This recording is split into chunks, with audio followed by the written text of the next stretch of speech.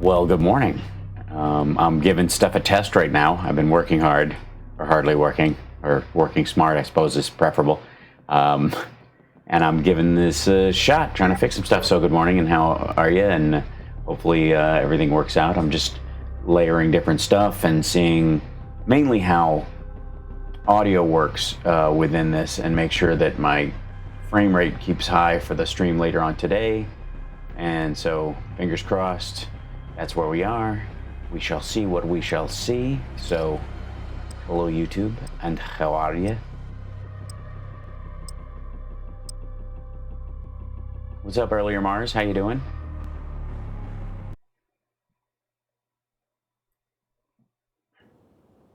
Hi. Morning. How you doing? Or afternoon, or wherever it is for you. I'll be doing my regular stream later on, but I was up rather late last night working on the setup for this, and so I thought I'd give it a dry run to see if everything works. I did a different setup for the talk show stuff, a different setup for guests when I have enemies halfway there. Step it up. hello. Oh, that was fun. And one for my gaming stream, obviously. So piece by piece, you know. Does it sound okay? Is the game too loud? Is the voice okay? Is it maddening?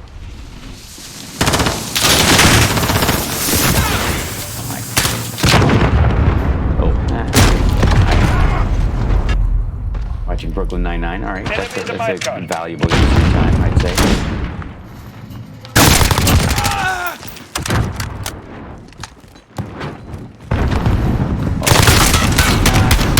Not really.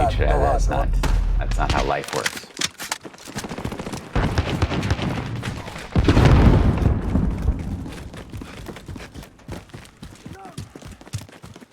Yeah. So, what's? You got me again.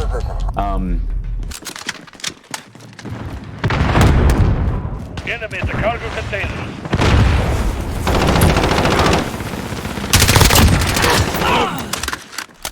Enemy UAV. Load. Enemy at the forklift. Hey, Ethan. How's everything looking sound? Give me a heads up.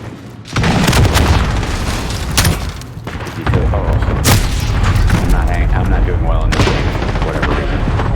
I gotta pick up my feet. Enemy at the minecart. Abby, pull your socks up. Enemy cruise missile incoming. All good? Nice. Enemy at Okay, the train good. track. Thank you, Hugh. Appreciate that.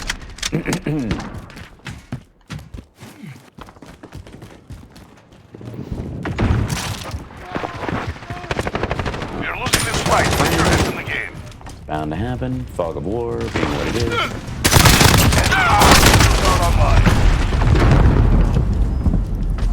I gotta get it together. Not happening. Oh, what I could do with this warehouse space right now? Like just this? Holy smokes. Studio, living quarters, loft. Be pretty sweet. Or the containers over here. I joined that game. I never got. Don't even know who my teammates are. It's terrible.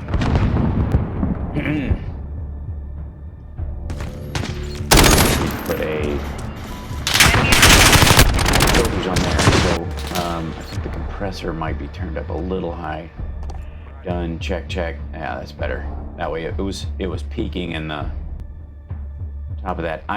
One of the things I don't understand in OBS is desktop audio comes up on there all the time, and I can't hear any of the desktop audio that I have going through on that channel. I have to set up a totally different channel for that. It's really aggravating. So, yeah, grumble.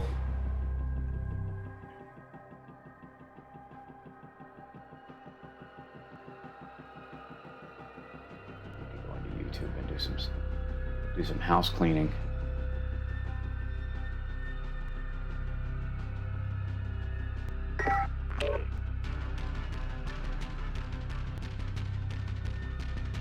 Doing all right. My analytics on the channel are growing. That's nice to see. Videos, live. This seems to be. Why is it limited? Content not available to some advertisers. Means fully playable. Legit. That's curious. Ad suitability. Why would that be?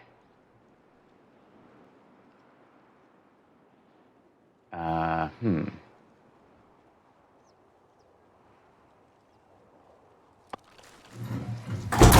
cancel this thing. But I think it's getting. I'm getting double signals from. Yeah. Kill confirmed. Weapons hot.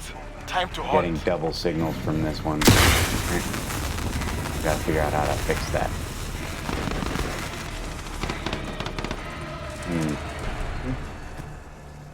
Manage schedule. It's a these weird thing.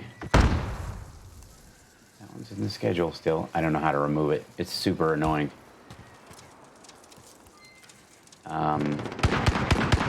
Now classic, thank you. That out of there. I think I have a dual stream reminder going in it. That's why people weren't getting a notification about yesterday's stream.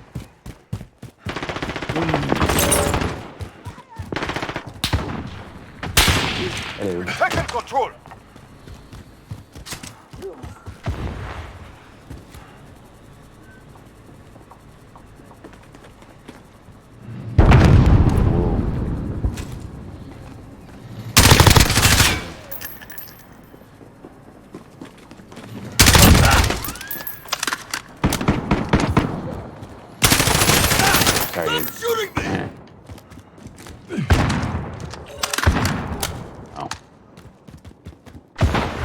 You already put a claymore there, or enemy at the cafe.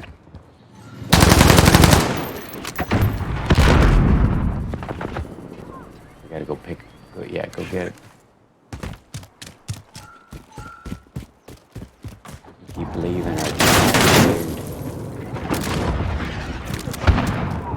Enemy cruise missile incoming.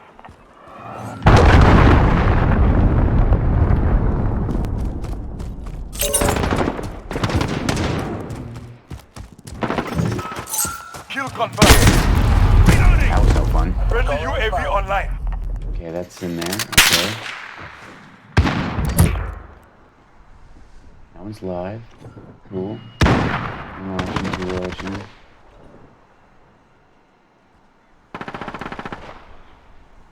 New stream.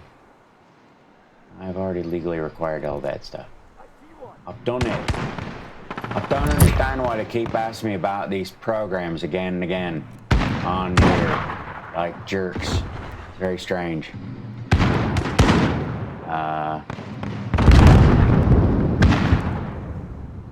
Whatever. I'll figure it out. I gotta play.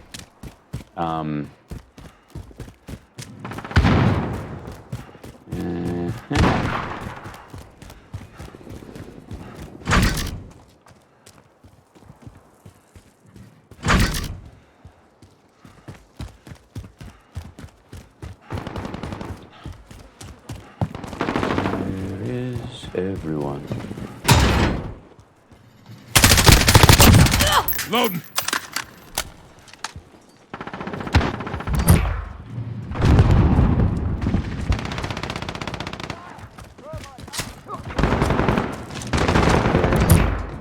Okay, everybody's getting out.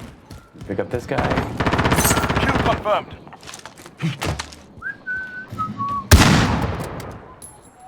Friendly VTOL in the air. Enemy at the gun shop.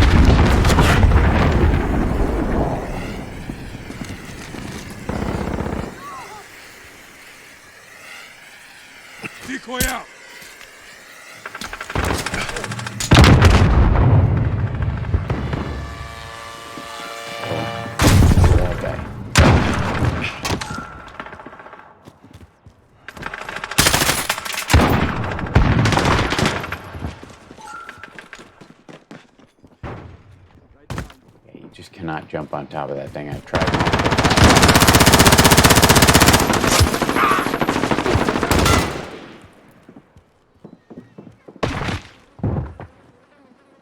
Where are you? Oh, Halfway there. Keep fighting. Ooh, somebody. Sorry. Friendly Wilson rolling I did in. that rocket kill. Here I am.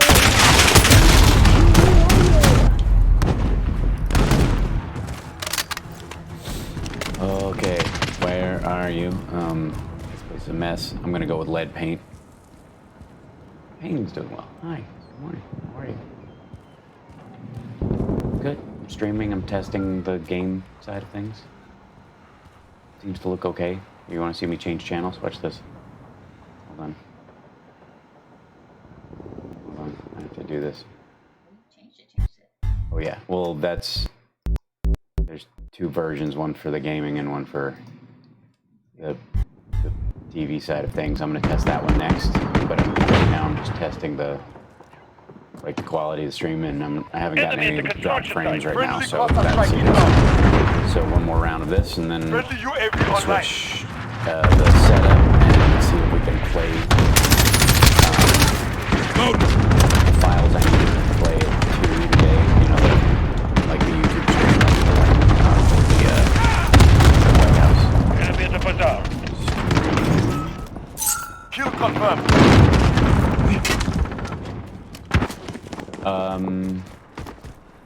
I don't know.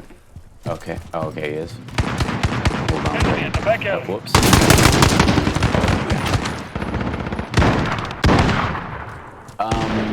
Black.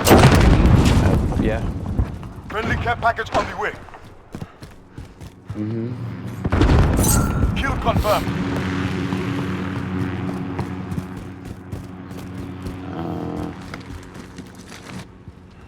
Oh, don't apologize, Dan. He came in and started batting wires behind the... I heard scratching my head. No, that was him. He came in and ran straight behind the shelf and started clawing at something. God knows what.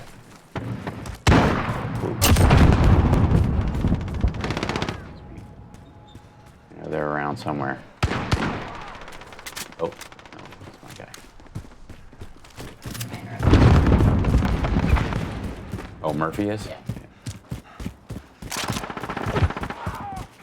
Okay. Friendly UAV online. Yeah. Allied cruise missile on the way. Yeah,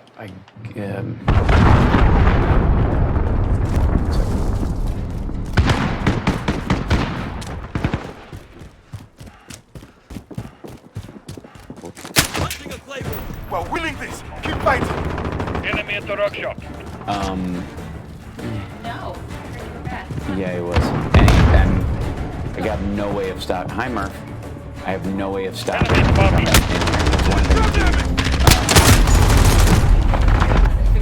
do. Yeah, I've got it. I like the latches. Come on. Come here. What are you doing? Where are you? Cat in the studio. Cat in the studio.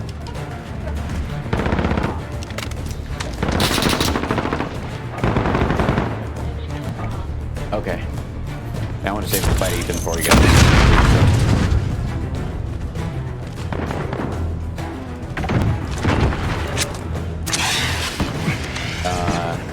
Who would you recommend a VP?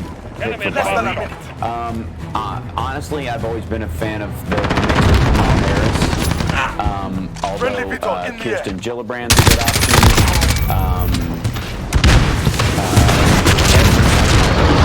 Just became governor, and that's a really good space for her to stay in. You know, obviously Stacey Abrams is an interesting choice who drive the Republicans crazy. I don't know what I mean, she came within a hair's breadth of winning Georgia, just even she cheated to win, but it was a very narrow margin anyways. That's how they managed to do that stuff. Oh, hi, City. Bye, City. Didn't even realize you were there. Good to see you. Hi, Joe Carter. I'm testing a system right now. All right, we finished that game. Yes, we're leaving the lobby. going to switch to another hold for 1 second. Check this out. Wait. And we'll switch to this guy.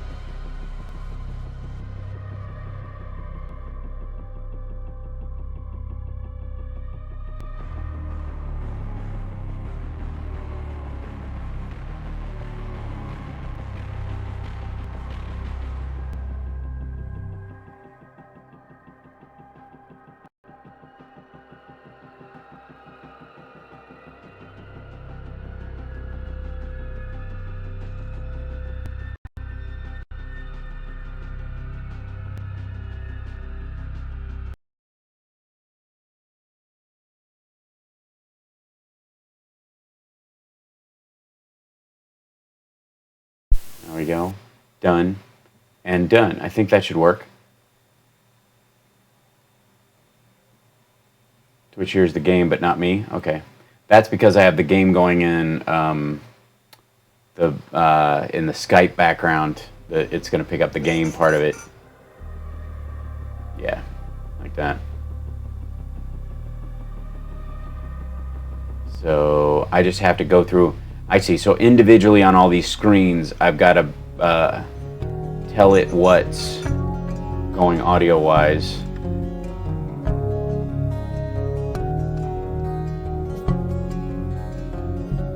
You should be hearing just kind of like mild music while this is playing. And then stream starting will look like this. And we'll have a countdown, so 15 minutes before I go on. And then the commentary window works. I can start whenever I want. And then, like I said, then there's the chat. And that's right. And then Skype guest. And then I have a BRB screen, too. Like if I have to use the loo. Which technically I should probably turn my mic off on this one.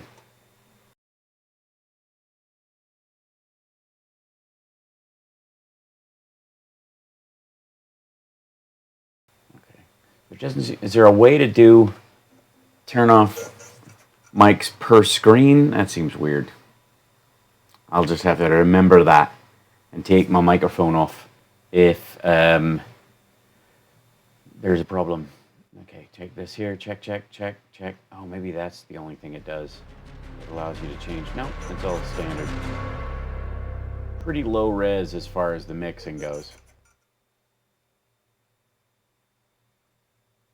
Yes, I am talking to myself as I set stuff up. It's okay. I've had worse. So yeah, so that's the there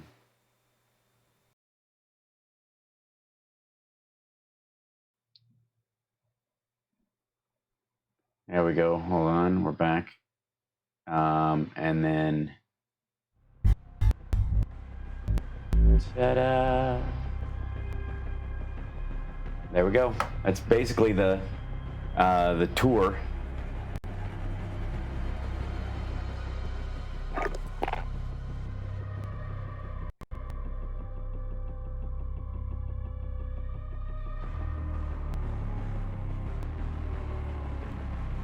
Without getting into a lot of trouble.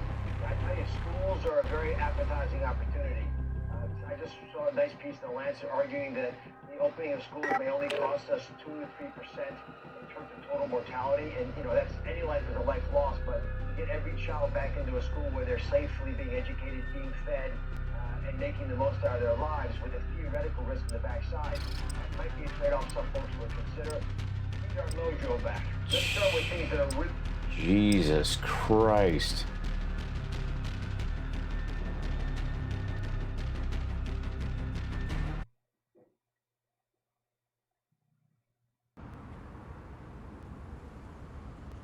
What the hell?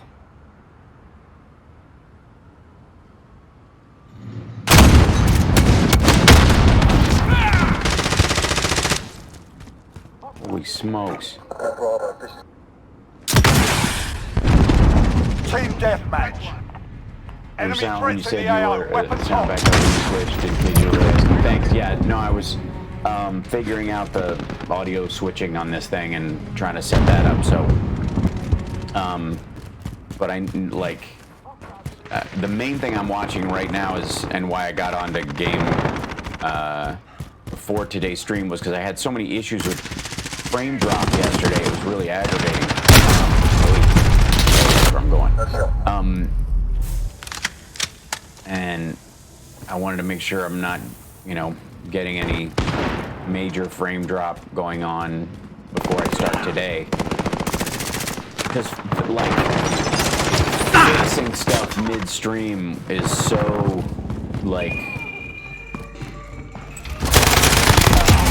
Enemy down! look at that guy. Planting Claymore! Allied cluster strike inbound. Friendly UAV overhead.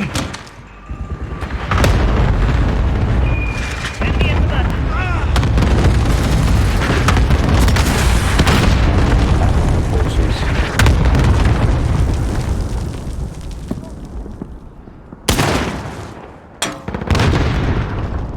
Over there, where are you? Where is he? Somebody's coming up the steps. Did you see that? Who's that? Oh, he's running along the building. Oh, hi. I don't buy it.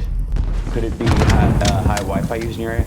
No, because I'm plugged in. Friendly UAV overhead. It was a hardware, software encoder issue that I worked on last night. I think that was primarily it. I mean, obviously, an overtaxed internet is always, going to be an issue.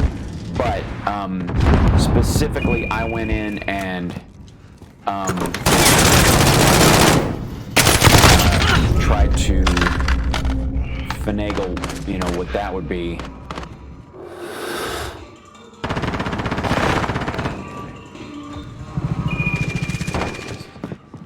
Okay, so that guy was downstairs. Enemy at the back alley. What did the news just say? News was that was Dr. Oz suggesting that kids should go back to normal schooling. We got this. We'll only have Enemy 2 shield to turret on the 3% mortality at schools caused by COVID-19. Enemy near Main Street. First of all, that's a lie. Because while you may have 2 to 3% morbidity in school kids from it, which is a frigging horrifying thought to be okay with, since you're not having 2 to 3% more mortality from them just being home. Enemy near Main Street. I'm flabbergasted by that statement. But on top of that, you're not just looking at, look at that guy. It's like the Manhattan Project. He's like become one with the floor. Nice glitch. Modern warfare, lovely. So 2 to 3%, which is crazy. But also, all the kids that won't, the 98, 90, 7% that won't die, will carry it and kill everyone at home. This is Like, I can't wrap my head around why you would even say that with a straight face. And I stand by what I said yesterday, which is I'm not listening to his idea of what health is because he looks like shit. When did Dr. Oz and Dr. Drew lose their fucking minds? I mean, Drew was always a problem. He was always prescribing meds over the air to people, you know, and suggesting they look into certain drugs, and that's always a problem. But Oz was one of those, like, err on the side of caution to the point of being ridiculous, and now he's just, yeah.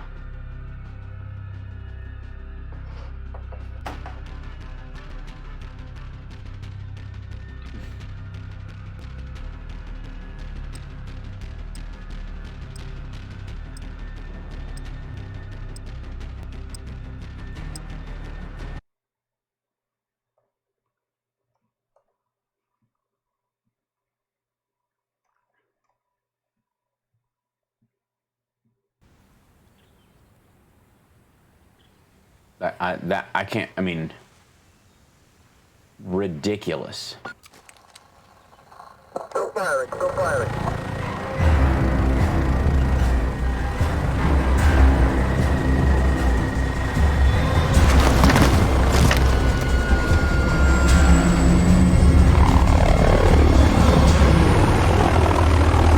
Team deathmatch.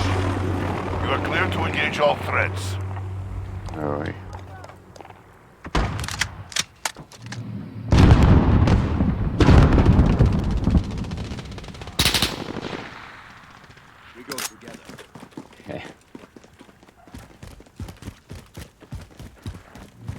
Enemy at the center.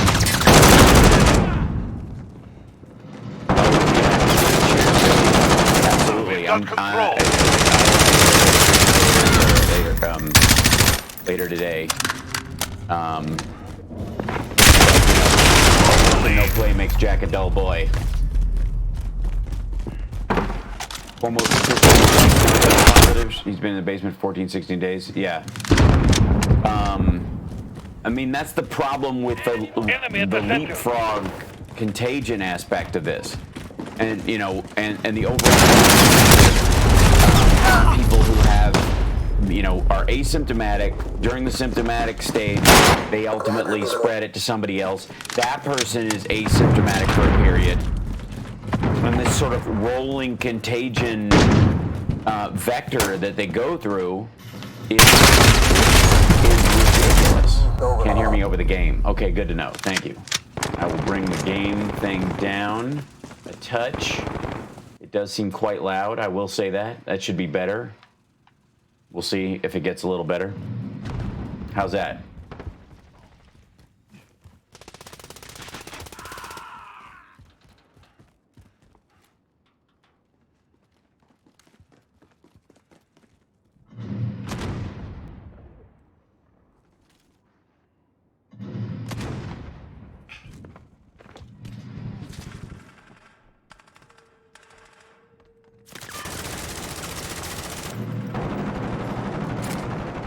Right over here. Where are you, lad? Oh. Wherever they were, they got killed. Oh, nah, it's not. Totally on the same page. That's why Oz pissed me off. Yeah, honest to God, like, like, anybody who would take advice, like, even the docs on that, like the doctors like The View with doctors, which is just like insanity, especially something that should be so case by case, so personal. And, you know, and I'm fine with some health generalities and idea, but to make that like kind of a chit chat show. I need Spark Solomon for mental health. Yeah, Spark Solomon. Thanks. I think it's very helpful. My sister's a pharmacist. Oh, well, she'll know. She, you know, I'm sure she recognizes a certain amount of like hypermedicative behaviors by doctors, and I mean, there's obviously a lot of stuff that's super useful right now Where is that guy? There he is. Get. Yeah, good grief. How many times?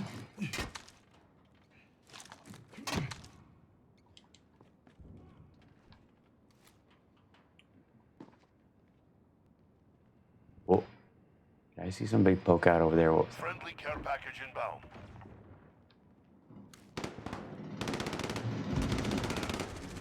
Hello?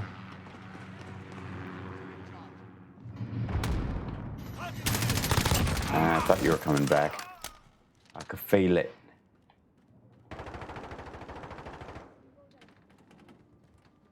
Oh, somebody's right over here. Where are you? You're gonna come out. You're injured, but you're not dead. Where is he? Oh, who's that?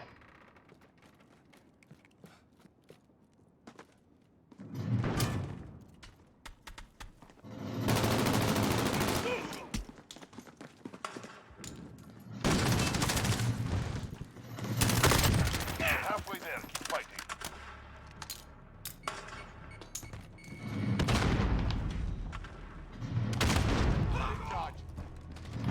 We've lost the lead. Come here, you. Turn around. Hi. Yeah, I've been there the whole time. What did you think was gonna happen? Enemy care package inbound. Hello. We've got control. Whoa. Guy saw me.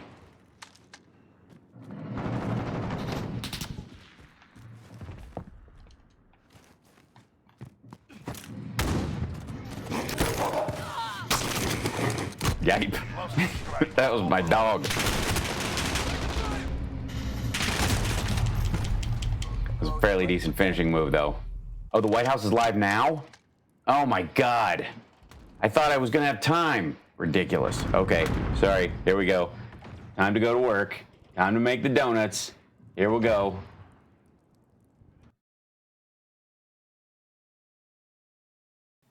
Okay, hold on. Well, tough. They got to deal with something else because I got work to do. Let me bring up the page. Oh God. Oh God. I thought we were going to escape today with just a little bit of a thank you, Slick Chick, and thanks for telling me. Holy smokes. So, let's see. They change it every day. Hold on. YouTube, White House. Oh my God. Mark's celebrating America's truckers. Mr. President, Oh my God. I am so pleased to join the president. Really?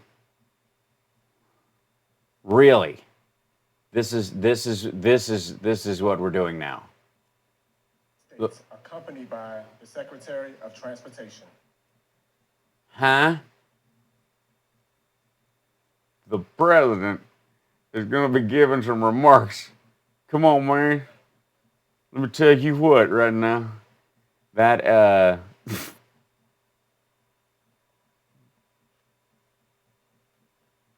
oh, God. He's patting the truck. What? What? First of all, can you, let me make sure you guys can hear that nonsense. Good Lord.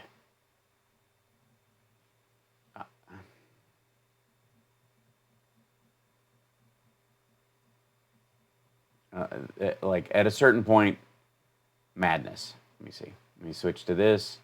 Properties. Just, where's me?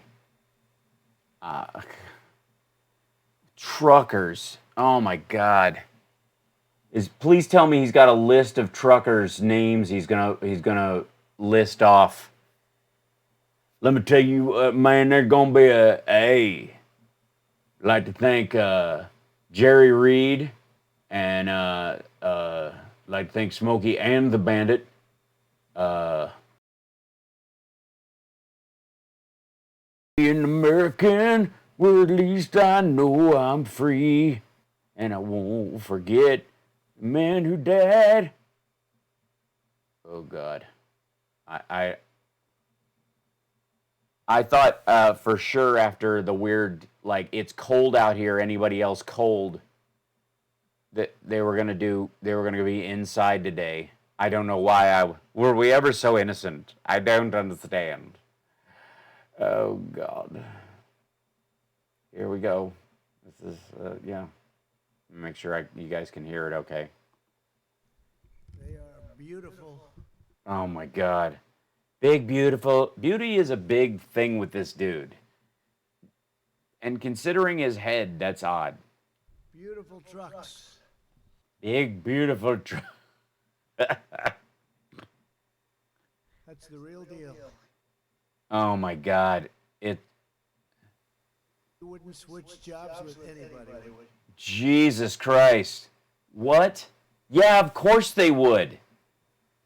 They'd all want Bezos' job. What are you talking about? You guys would rather be truckers than anything, man. I mean, sure, it'd be nice to be Brad Pitt or even his stunt double, but, you know, who wouldn't give up 16 hours hyped up on speed getting hemorrhoids just so people can get crap from China cheaper?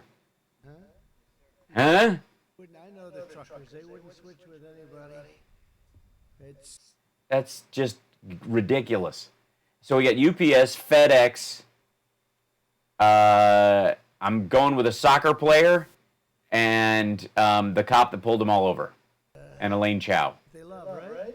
That's why they're good at it. These are the best too. Video volume is too low. Okay, I will bring it up. It's probably on the website side. Well, yeah, it is. That's what it is. Here we go. Now it's going to be too loud. I apologize. Oh, God. Well, thank you all for being here as we celebrate some of the heroes of our nation's great struggle against the coronavirus, our brave, bold, and incredible truckers. And look at that equipment. They're the best made. And great companies also, and companies that have really helped us a lot. Oh, my God. You celebrate the truckers, not the trucks. I'd like to really thank our great medical providers. Oh, what happened there? Our great medical providers, all the people who work so hard every day, our ventilators, the companies that make the pharmaceuticals. Wait a minute, I thought you were thanking nurses. Nah, screw them. Appreciate that. At a time of widespread shutdowns, truck drivers form the lifeblood of our economy and the absolute lifeblood. Oh my God, the lifeblood and the absolute lifeblood. Just to clarify, Jesus Christ. Yeah, his hair's yellow again today. I wouldn't say blonde, yellow. He's got yellow hair. For days and sometimes weeks at end, truck drivers leave their homes and deliver supplies that American families need and count on. I know. I used to watch BJ and the Bear when I was a kid. During this national crisis and at all other times, they're always there. Their routes connect every farm, hospital, manufacturer, business, and community in the country. In the war against the virus, American truckers are the foot soldiers who are really carrying us to victory, and they are. They've done an incredible job. They're the foot soldiers that are carrying us to victory. No, they're not. If there's a foot soldier carrying us to victory, it's nurses. They're the supply line. That's crucial. Is everybody frontline? Is the only. This is what happens when you can only mentally value the front line. You have no idea what it takes to do the rest of it, and you have no respect for it unless you can label it the same. Yeah. We've had no problems. It's been just great, and we want to thank you very much. It's really great. We have a little special award too. Wait a minute. We're handing out awards to truckers now. Yeah, I'm not. Oh, that's right. I'm not on Restream. I did not turn on because I was gaming, and I got carried away, and that's what happens when you do that. So I'll fix that. Thanks for letting me know. as we continue, I'm not. Look at this. First of all, that's a Volvo truck. Since when is Volvo an American company? You know, right? Am I? This is. Are we not? Can we? Jesus Christ! Hold on, and I have to name this one too. It's Trucker Thursday.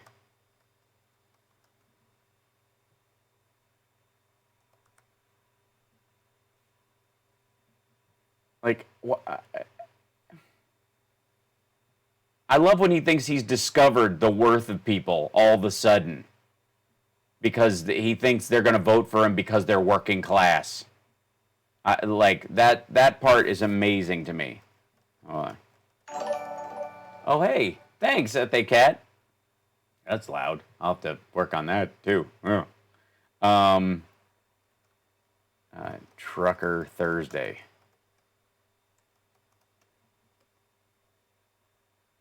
So weird. All right, I have no idea. Trucker listening over the radio or behind the wheel, I know. I speak for the 330 million plus Americans that we say, thank God for truckers. That'll be our theme. Thank God for truckers. Our theme for what? The pandemic? What? What? How about thank truckers for trucking? I mean, they didn't kind of. It wasn't like Adam and Eve, and Adam had a trucker hat on and was like, "I wish I had something with 18 wheels." Special occasion when we honor the truck drivers of America. I'm grateful to be joined by Secretary of Transportation Elaine Chao, who's doing a fantastic job. Really? Unlike everybody else. I would think, it's nice to know somebody's finally doing a fantastic job, right? And the CEO of the American Trucking Association, Chris Spear. Secretary Chao, please say a few words. Thank you. I'm a little bit shorter, so. I'm just going to touch that microphone since I'm going to have contact with you and you've been lying about getting a test. I'm going to touch the microphone and then go over and hug my husband, Mitch McConnell. What could possibly go wrong?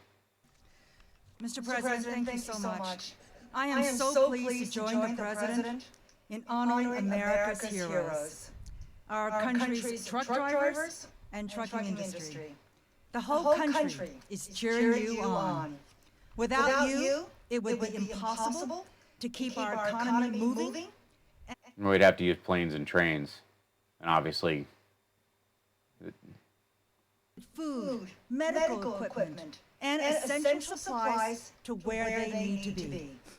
The U.S. Department. Great, she's got sniffles and she just touched the mic. Transportation. And you know what? I shouldn't say that. She's probably not sick. I'm not a doctor. I don't know. If I wouldn't know if she's sick. She's probably just done a rail. Has been hard at work to help you do this difficult job for our country. At the present Is the camera on a truck right now? direction, we have reached out to the trucking Or is it just agree with everything she says? Because this is the White House's camera. It's just on an unprecedented basis, listening to your concerns, providing regulatory relief, and helping ensure regulatory relief. What regulatory relief do truckers need? The ability to drive 16 hours on crank? The regulatory relief that truckers need is from the companies that make them run themselves into the ground. They don't need regulatory, they need that truck stops and state rest stops are open and food is available.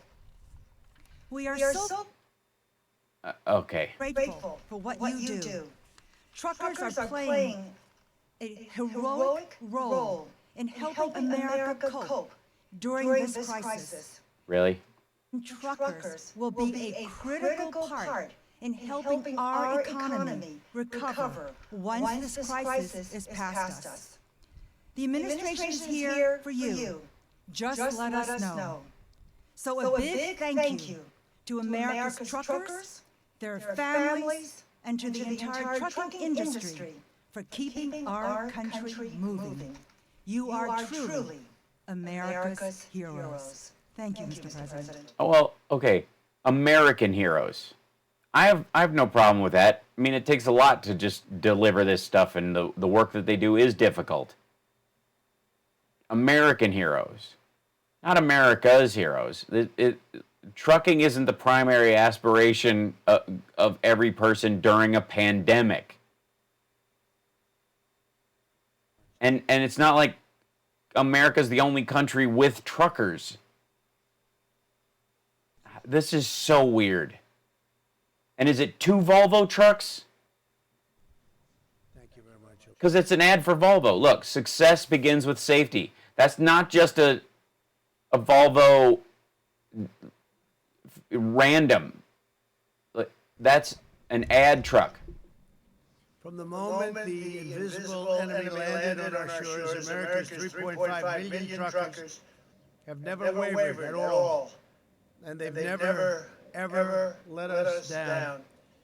When we supply our country, we supply it through truckers. Supply chains were stretched thin to hospitals and cities and states. They needed massive convoys of supplies. The truckers kept on going day and night. Didn't make They were eastbound and down. They were loaded up. They were trucking. difference to them. They had to get the job done. With us today is Charlton Paul, a driver with UPS Freight from New York, and a leader in the Teamsters Local 707. I know the Teamsters well. No, yeah, do you? I've had many a concrete truck in New York delivering to my buildings as a Yeah, why? Were you burying bodies in the basement? building them. With the Italians and the Russians? We need more concrete, Tony. These guys aren't going to bury themselves.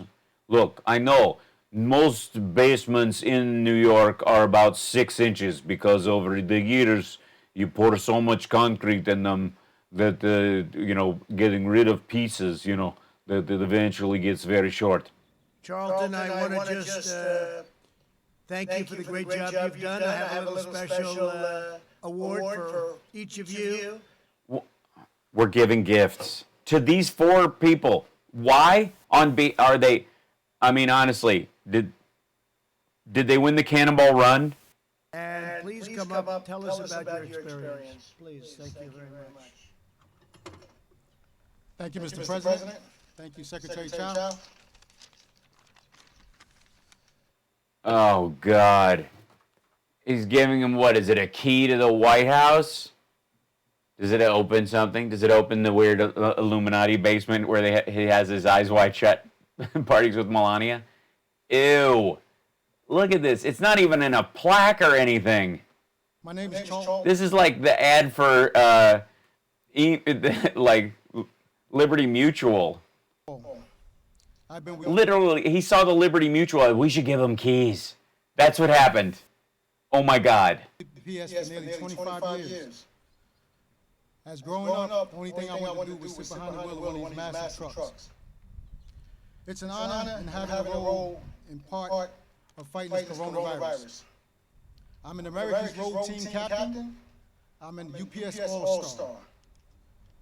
I drive 606 miles every day from Newburgh, New York to Brookville, Pennsylvania. I recently carried 180 gallons of hand sanitizer made by one of our customers, Prohibition Distillery in upstate New York.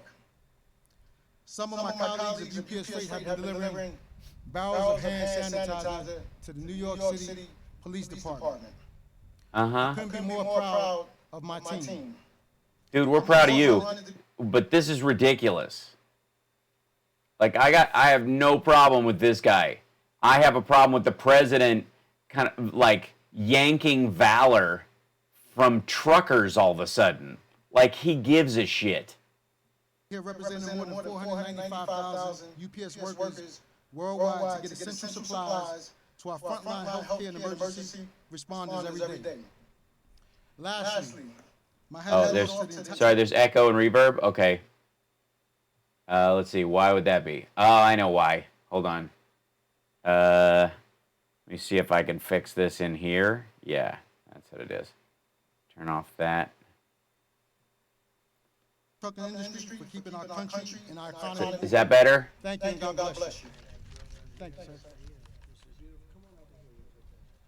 Here, take a hold of this teeny, teeny little key. Oh my God. Mr. President.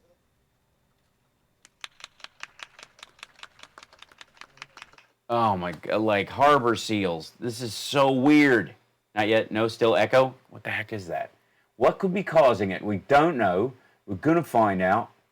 Is there another, oh, let me see. I know what it is. Hold on. It's because there is no echo cancel in, because there is no echo cancel in OBS. That's what it is. So there. So what we do is we go to Essentials and we turn off this thing, and we take these speakers and we turn them way down, and then we'll see if that works. Thank you, sir. And thank you very much, Gerald. Did that help? Does that get rid of it? I hope it does. Appreciate it. Great job. We're also joined by Dylan Madigan, a driver for DHL Express, who's been delivering personal protective equipment to hard-hit areas of New Jersey. Dylan, please say a few words. Thank you. Oh, God.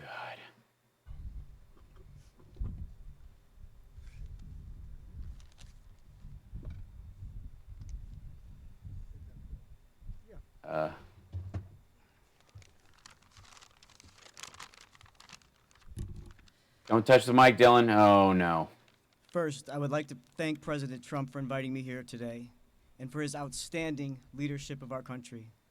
Yeah, you think they didn't check the this dude's social media before they invited him down to be the representative? Especially during this pandemic we are facing. For myself and my colleagues at DHL Express, who are picking up and delivering essential shipments every day, we are on the front lines. But we also know that our true heroes are the medical professionals who are battling to... See, decent guy. That's all right. I'm not obviously a big fan of the president, and I'm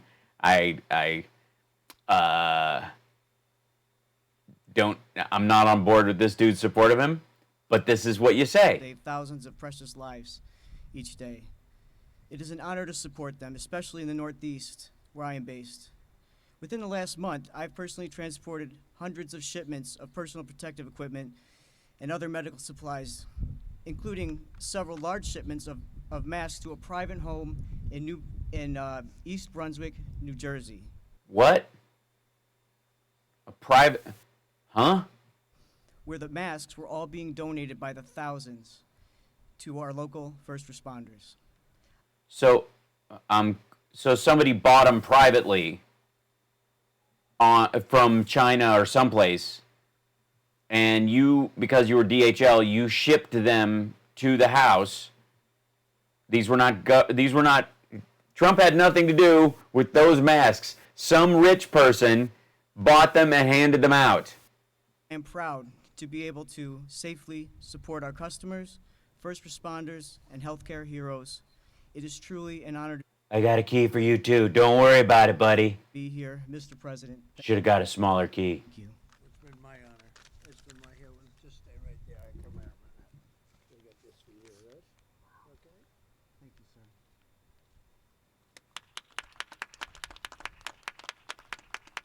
Yeah, this dude's just as confused as Trump's like, look what I'm doing. To quote Ford Fairlane, or I think it was Morris Day in that actually. What is this asshole smiling about? Wait, let's think about this for a second. He delivered a huge truck of masks to a rich person's house that had bought a ton of them online and was gifting them to first responders. Good on that person, but that's not part of the White House's ability to get stuff anywhere. That's just people doing it without his help. Literally, Trump was completely useless to that circumstance. Elaine Chao is clapping the loudest, I think. Although I think Kellyanne Conway might have her own microphone in the back. Kicking the stand on the way. Truckers move over 70% of all freight in the United States.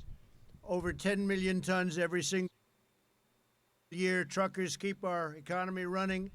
And now, in this time of national need, they're saving lives. Here is a very fine gentleman, Stephen Richardson, a member of the American Trucking Association from the great state of Tennessee. We love Tennessee. Who drives. Oh, really? Because they have a huge spike in cases, and they didn't have a stay-at-home order, unlike Kentucky, and so their cases are double that. And a lot of those cases are leaking over the southern border of Kentucky into the state.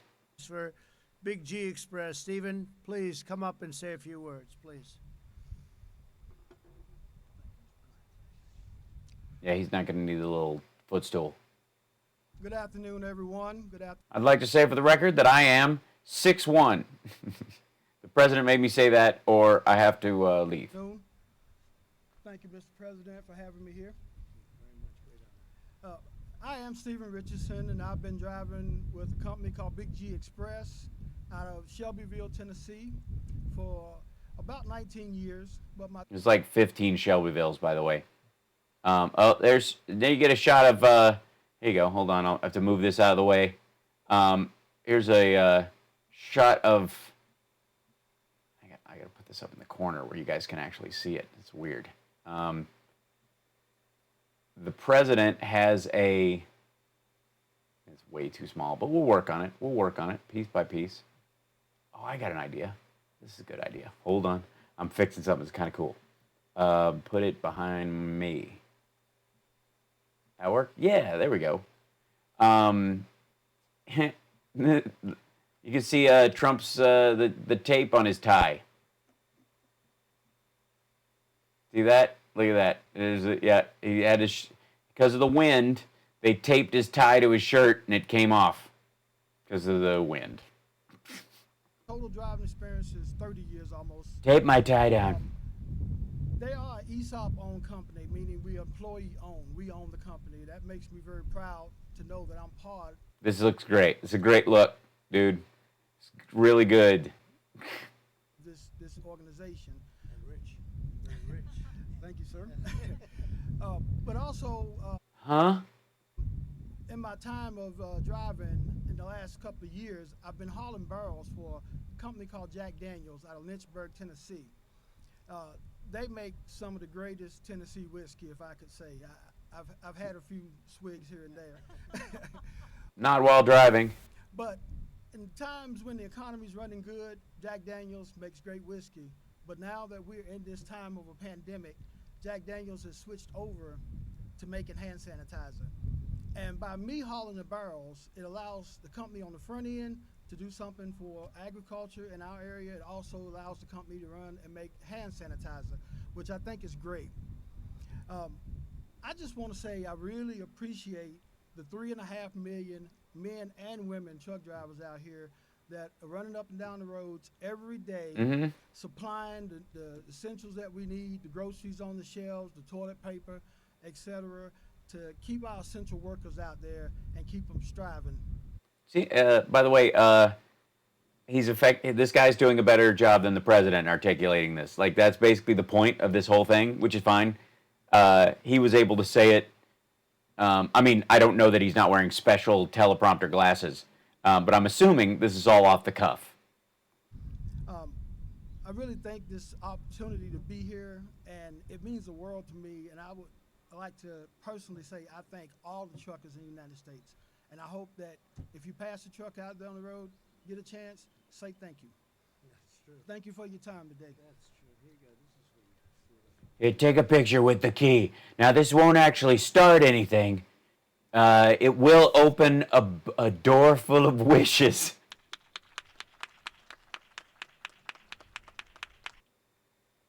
Honest to God, this is frigging ridiculous.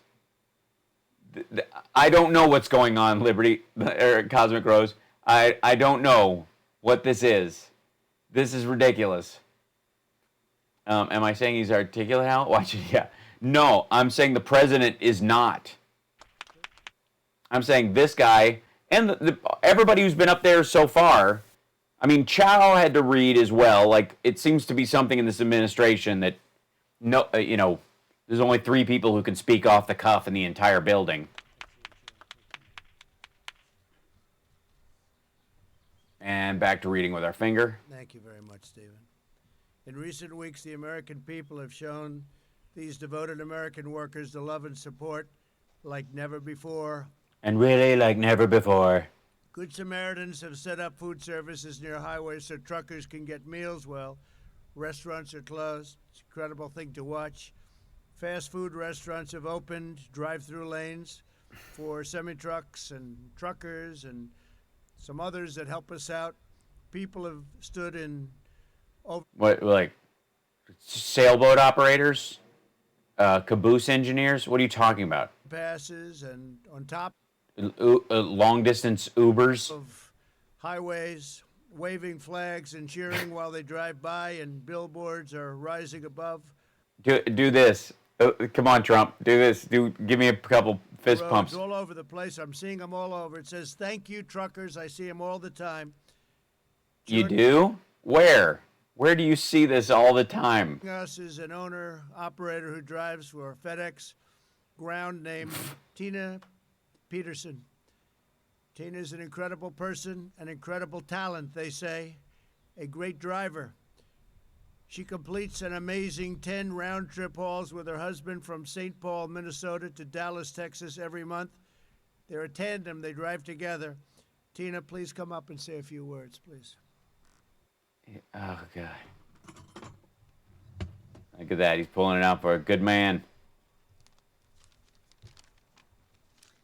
Thank you, Mr. President. Since the coronavirus hit in the U.S., I have seen an increase in residential delivery of e-commerce at FedEx Ground. My husband, Dave, and I have had a family give us a meal out of the back of their pickup truck at a rest area that they put together for truck drivers. We still can't find my husband. We've received thumbs up from motorists on the highways. I think it was a thumb. I've seen people standing on overpasses waving American flags to the passing trucks. I think they were Mexicans.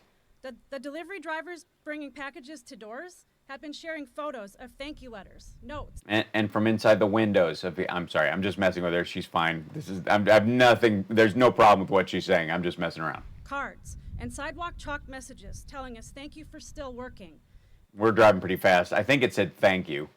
Thanking drivers for delivering what their families need right now. You spell thank with an F? I forget. We recognize and appreciate the unique position we are in, helping to deliver aid and keep the economy moving during this challenging time. Everyone at FedEx would tell you this is who we are and what we do. Thank you. We've all, yes. I've seen Castaway, I believe you. And secondly, on behalf of all the people who do smoke weed, unlike myself, thank you for making them not have to go to the dispensary. So. Thank you very much. Here's your key. She doesn't want to touch it. Look at that. She's not touching it. Is he gonna hand it to her?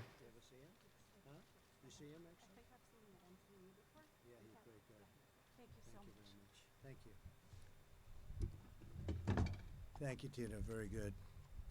My administration is devoting every ounce of our energy to every fiber in our bodies. Oh, yeah. Ew. Ew. Every fiber in your body? Not necessary. You could just help people with your hands in your head, I suppose. Ew. To give a tremendous, really create a border, create something very powerful against this virus, this horrible A what? virus, to heal the sick. Giving every fiber of your body to create a border against this virus. What? And we're going to surround my body with trucks to stave off of it. I saw this thing in Dawn of the Dead where they blocked the entrances to the building with trucks, so I figured we'd try that at the White House. Full force of the U.S. economy. and do all of the things that we're doing. And by the way, with the things, and we're doing so the much. media, we have a very important press conference today at 6 o'clock. We're going to be talking about guidelines that have been very carefully done. We're speaking at 3 o'clock to the governors, and we'll be informing them. And I think they'll be very happy with what we're doing. They want to win this war, and we're going to win it. We're going to win it very big and very powerfully. big, and hopefully very soon. And in a very short period of time. No matter what we do, there have been so many lives lost, but the people here have helped us so much, and I am so honored to be with them. That's why in recent weeks we've done everything in our power. This dude is so happy that other people are doing the job he's supposed to be doing. We have to keep our truckers safe, fueled, fed, and on the road, and we're also working. I think they'll be happy to know, because they know the roads better than anybody. We're working very strongly on an infrastructure package, and if we can get some Democrat support, we're going to have a tremendous... Some Democrat support? You mean stop Republicans from blocking infrastructure bills? Which party do you think you're in? You're going to have nice roads again, nice, beautiful roads again. A $2 trillion, potentially a $2 trillion package. We eased regulations so that the truckers could be freed to drive more hours and to transport emergency relief supplies, including masks and gloves and gowns and groceries. We worked with states to lift burdensome restrictions and ensure that all... Like what? The speed limit? States rest... Not putting those signs that say slippery when wet or bridges freeze before other roadways? Areas remain open to support these hardworking men and women on the road. And we also declared that our talented workers at private truck stops are essential employees. They are indeed. I don't know if you know that. Did you know we call you all essential? Very few people. Of course they're essential. What are you talking about? And you weren't even mentioning them. You were just saying people who work at truck stops. He doesn't know the difference between people who use truck stops and people who work at truck stops. Like this, it's nuts. Essential. I don't know if they call me essential. I'm not sure about that. But you're essential. That I can. We don't. You're not essential. You're completely superfluous. Tell you. But all truck drivers can continue to have warm meals and hot showers, access to mechanics, and a place to park at night. We postponed the real ID deadline and made sure commercial licenses, learner's permits, and medical... Is it just me, or is he doing the heavy salivating today? Certificates will not expire while DMVs remain closed. That's a big deal. And because nearly 90% of operators in the trucking industry have fewer than 10 trucks, our Paycheck Protection Program, which is a tremendous success. Is it? Mm-hmm. In fact, it is now depleted. $350 billion is now depleted, and we're going for another $250 billion. If we can only get some Democrat support. They want it. They have to have it. This is for companies to give and to make sure that they won't be letting people go. Keep the companies together and keep the workers and keep the people that really run those companies.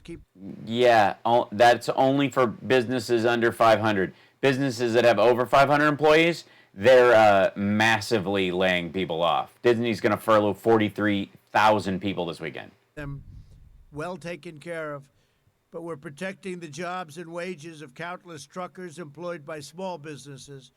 Truckers are playing a critical role in vanquishing the virus, and they will be just as important as we work to get our economic engines roaring, which is happening very quickly. You watch.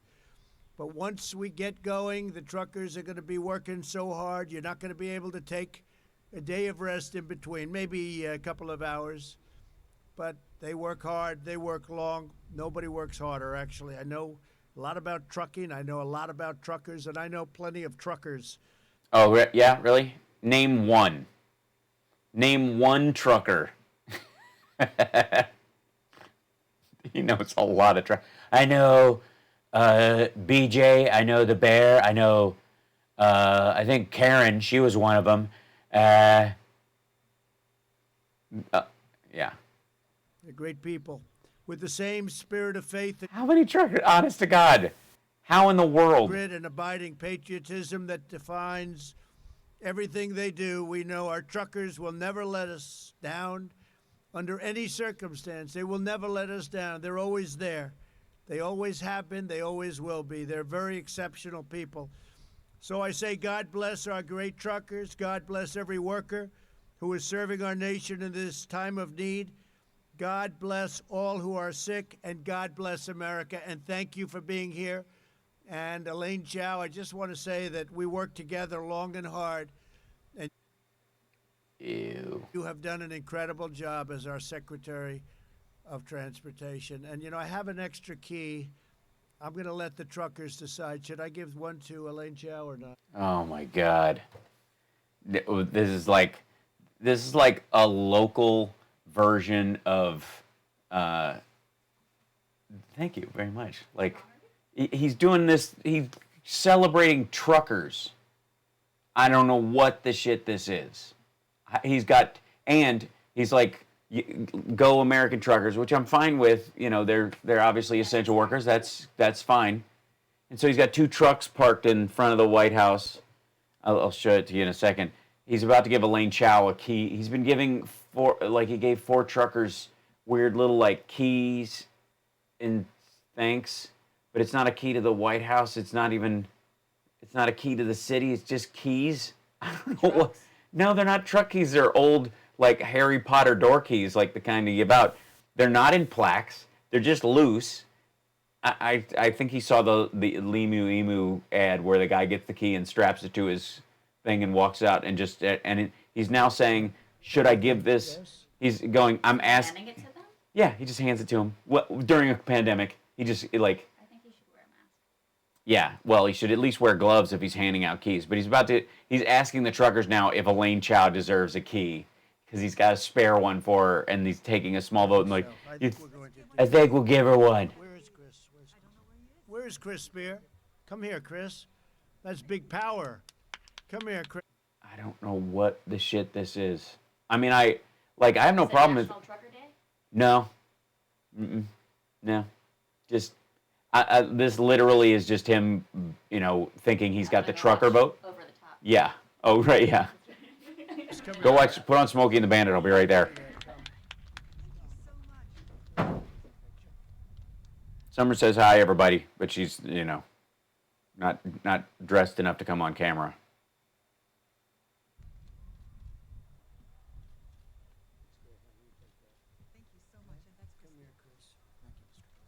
Why are you handing things out in a pandemic? Why? Here, hold this. Get in my face. Here, lean in. What? He's handing out key. I don't. This is.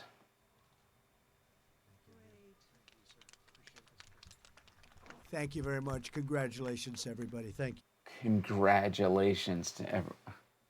You could split that key. He's handing him these. What is this? What is it? What? Oh, did the UK hand out badges? Thank you very much. Thank you.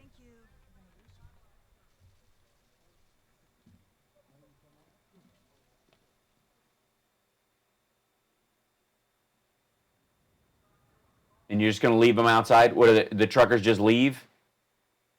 Look, they elbow bumps. Everybody's holding it.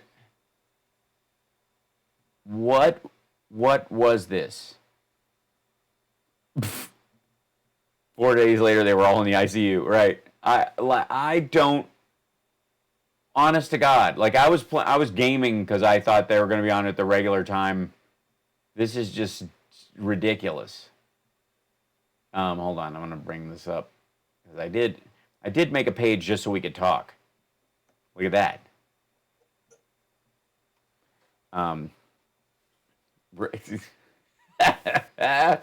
I can't believe it. Yeah, it was a campaign moment. You're absolutely right. This was just like him buying votes. House Parks, thank you for streaming this. Sorry to interrupt your game. Not at all, Slick Chick. Thanks for letting me know. I appreciate it, and thank you for the super chat. It's why it popped up in the feed so I could see it. Summer brought me a Black Rock. She had some essential travel today, so on her way back, she stopped by and went to Black Rock. for me. Those things are good. I'm gonna go back to gaming, I guess, and then there's gonna be remarks at 3 o'clock my time and 4 o'clock my time. 4 o'clock is gonna be the announcement, I think. Just curious, why not the post office? That's an excellent question. Probably because it's an essential service to the U.S. government, and his assignment from Putin is to destroy the country from within. So that's how I'm gonna guess. That's why. Just on the off chance that, right? Honestly. Money Mouth. Thank you, Joe Carter. I still need to set up my like the smaller screen. I had another version of the screen where on the other thing that worked really well, where I can put the screen up and me and the chat and at a big enough size. Look at that. How you like that, Joe Carter? You're the first one to get the new support badge thing. Congratulations. I'm wearing my USS Roosevelt. Oh, that's amazing. And tomorrow I'll wear my USS Jimmy Carter on my way to Andy Maga. That's amazing, William O'Connor. Yeah, there's going to be the regular one today. He just jumped out to do this ridiculous jibber jabber. I honest to God, this is the stupidest thing. And again, I have no problem with supporting the truckers, but this was just like blatant campaigning mixed with him bragging about knowing trucks and truckers and, well, that's a real truck. That's a truck. If I've ever seen a truck, that's a truck, boy. Boy, let me tell you what, there's going to be, if I've ever seen trucks, you're going to see some trucks. Am I right? Good God. I just caught the end of this event and saw him hand out a key during a pandemic. I know. He was just why are you touching shit? What is that? I'm having the hardest time. Seems like his staff put it together like, this will be a great idea. And it is clearly not. Yeah. Just absurd. Let's see. I had a move stack. There you go. There you go. Watch this. Wait. I worked so hard on this stuff, and then I don't even get to use it like a normal. We'll do it at some point. That's how it's going to work. I've got to work on the lighting for the actual stream itself.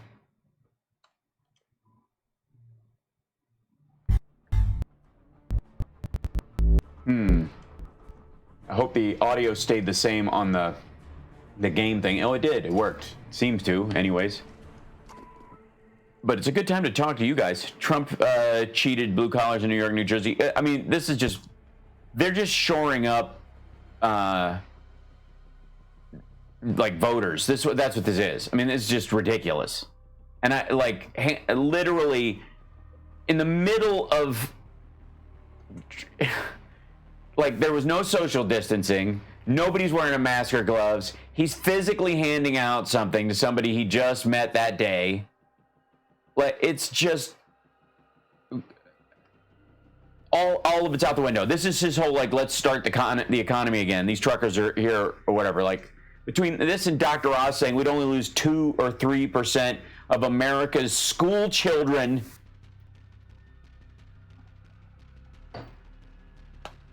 How soon between the end of this pony show before he tweets again and wagers? I would say whoever responds with their first what the shit was this tweet, then he'll freak out and start responding to this. Hello, thank you for existing. Thank you, Scooby-Doo. Absolutely. Oh, yeah. All this, there was no social distancing. I don't understand what he was supposedly doing with this. It is the weirdest. I mean, it caught me off guard anyways. I was not expecting to do this until, for another 2 hours. So I was just, checking online, like my stream. By the way, stream quality has been fairly solid. I've gotten no notifications in OBS that I have any dropped frames or any of that stuff. So fingers crossed it stays that way. But like, I feel bad when he has people up like regular average Joes, because it's an exciting moment, even if this is the president, to be at the White House and receive recognition and be able to make a statement, because that'll be with you your whole life, and that's totally cool. But, I mean, him using those people is the problem I have. This dude can't name a trucker he knows. He knows, I bet you he knows the heads of a trucking company who may have started as a trucker in the 70s. That might be what he thinks. Like, I know a lot of truckers, but I tell you, I know some truckers, boy. You've lost the lead. Lost the lead. Oh. Whoa. What's that guy doing? Got control.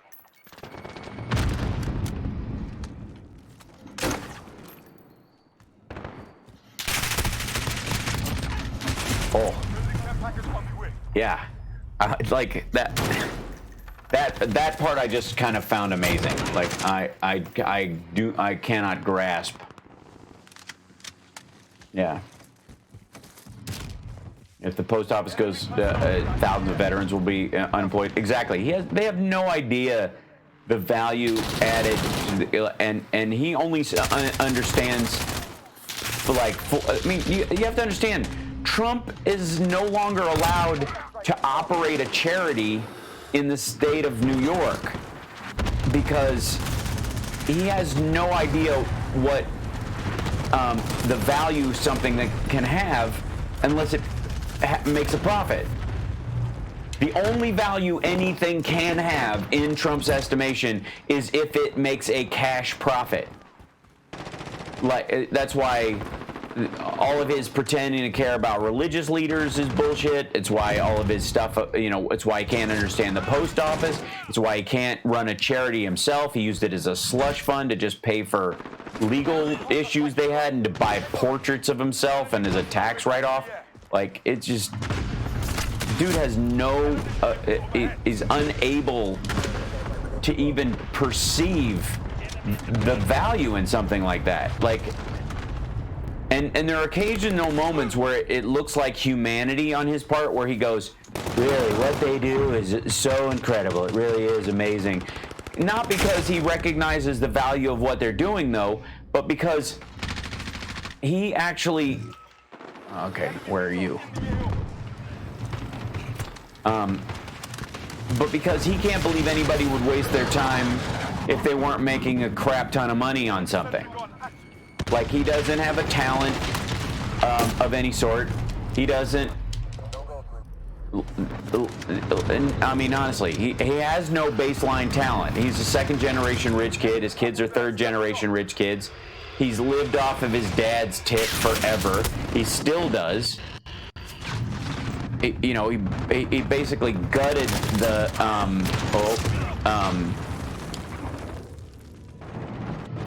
He basically, who is that? Somebody's behind me. Who are you? Oh, there you are. I see. That person.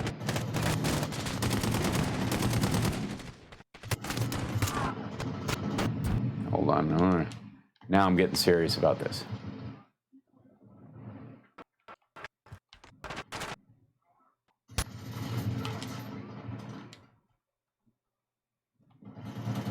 Whoa. Whoa, what's... Oh. Oh, they've got a Gatling gun up there. Yeah, he lives off tax evasion. He's a debt vulture. I mean, again, I challenge anybody. Find a single day when Donald Trump's company made money from profits from the business. You won't find one. It has never happened. There was never a day where they were actually above the line, where they were in the black as a company. Never, not a day. And if you can go, well, that's how the system works, and I just work the system. No, you're completely ineffective as a as a businessman. And if you hadn't gotten a $112 million head start, he'd be a bum. He would have been an overdose if he hadn't gotten a $112 million head start. I mean, honestly. And this idea that he was like, my dad started me off with a little bit, and he says $1 million, which, first of all, like, if somebody gave you, apropos of nothing, $1 million, and you couldn't manage to turn it into something, into at least 5, you don't belong anywhere near that kind of money. Like, that's just ridiculous. Anybody can spend $1 million. So what?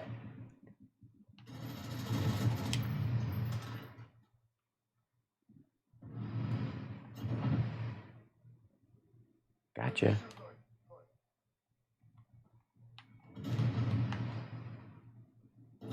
All right. Oh, no way. There is no way that didn't get him. That's ridiculous.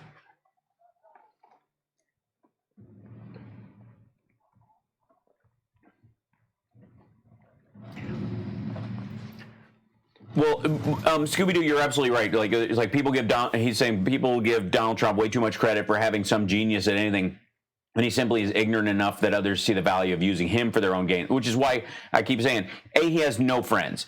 Donald Trump has no friends. He has business acquaintances who will hang around as long as they can make something off their relationship with him, and no longer. And even his own family is just like, he's a necessary evil in some ways that they have to deal with. You can tell. The reality, though, is that you've got this guy pretending to be a businessman, and a lot of people go, well, he's great media skills. His media skills are great. No, he simply points out a weakness in our media. That's not having a media skill. That's like saying that water really knows how to make pipes leak. You say what you will about water, but it sure gets all over the bathroom floor. It knows how to get past those pipes. Like, no, you didn't keep your pipes fixed.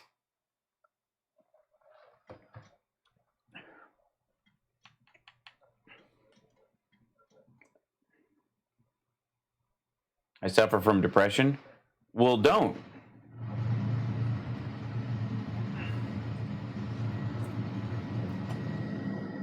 Knock it off. I think you need to. I would recommend traveling, and I would recommend whatever music you listen to regularly, change it. I'm not a doctor, so I cannot talk to you about the prescriptive aspects of it.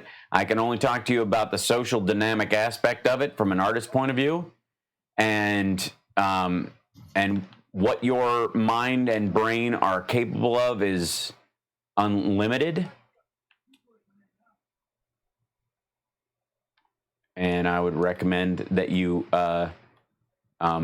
change the structure of who you are. Start being a little silly. It's very helpful. Oh, there's no way I didn't get him. It's impossible. Oh, it feels that way.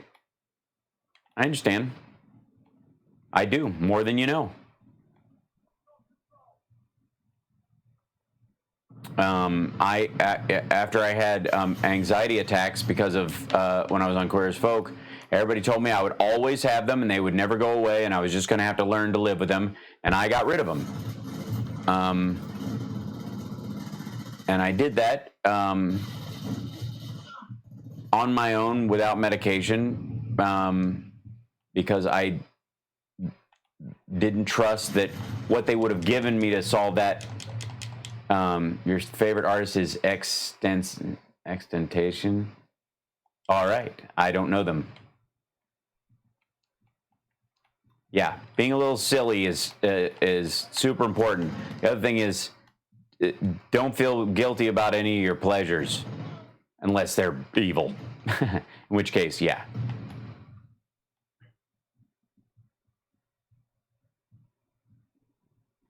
I'm not a, you know, I speaking solely as an artist and a comedian. I am not. I'm not a fan of the medicalizing or pathologizing of every, you know, permanent or semi-permanent mental state. It's life is, you know, life in the human mind is far bigger than that. And I think it gets compartmentalized. And then we just go, okay, well, that's what I am now. I've been defined as such, and I will stick to that definition. And everything that I do or say or feel will be through that definition. And I will be made distinct by how well I adhere to that definition and make what the doctor or the school shrink said about me true. And especially when you're under the age of, you know, 24 and your brain's still in flux. The establishment of patterns is too much. Yeah, Hal, I think that's why you resonate with someone. I agree. Oh, well, thanks, Cosmic Rose. Guilty pleasure right now. How much fun it is to poke fun at Donald Trump. It's really terrible to poke fun at the mentally ill, but he's right for picking on this. I don't think he's mentally ill. Again, that's where I argue up against the pathologizing of everything, you know, the medicalizing of every mental state, that every killer is insane kind of defense, or this, like, we have lived in this psychological navel-gazing era for quite some time, and it really is, quite frankly, embarrassing. It downplays the resilience of the human mind. It compartmentalizes something that's highly organic. It's you know, it uses math to, you know, as the primary descriptor of emotion, which is super weird. It's based largely on a fixation on evolution as the primary indicator of human worth, that we developed our you know, we developed into something, and oh, that guy was sneaking up on me. I didn't see that. Whoa, who's that? And it's not that I don't believe that there's, you know, such a thing as clinical depression, and I certainly believe in things like schizophrenia and, you know, malevolent biochemical disorders in people's, you know, minds and whatnot. All of those things are crucial, but well, we didn't lose the lead because of me. Well, we did now. Ooh. Again, these are, many of us do, drug meds are not a cure-all. To change your mind, you have to change your mind, do something that makes you happy. Don't dwell on what makes you sad, speaking from experience.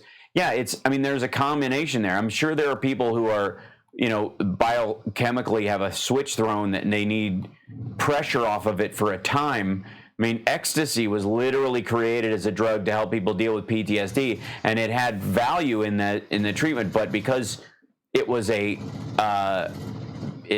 helped rewire the brain in those crucial moments, as opposed to being something you took as a prescription drug forever, it you know, it lost worth.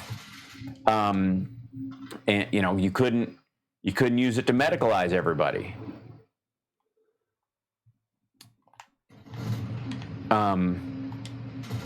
Whoops.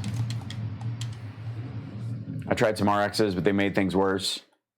That's why I don't think anyone under 25 should get married or have kids. Brain's still in flux around then. Well, you know, there's a saying in the North, adults make children, and in the South, children make adults. And it's based on the idea that people in the South they mature by having children instead of maturing and then having children. And, you know, I was very lucky. My parents were pretty mature by the time they had me, but my sister has a learning disability, so the 4 years that they were dealing with her issues before I was born, you know, they recognized that their next kid might have that problem too, and they were, you know, once my mom became pregnant, they had to have a strategy. You know, if this goes, if he's normal, which I'm certainly not, we'll do this, but if he's not, we're going to have to be ready to, you know, with all the other tools that we use to help my sister, you know, become functional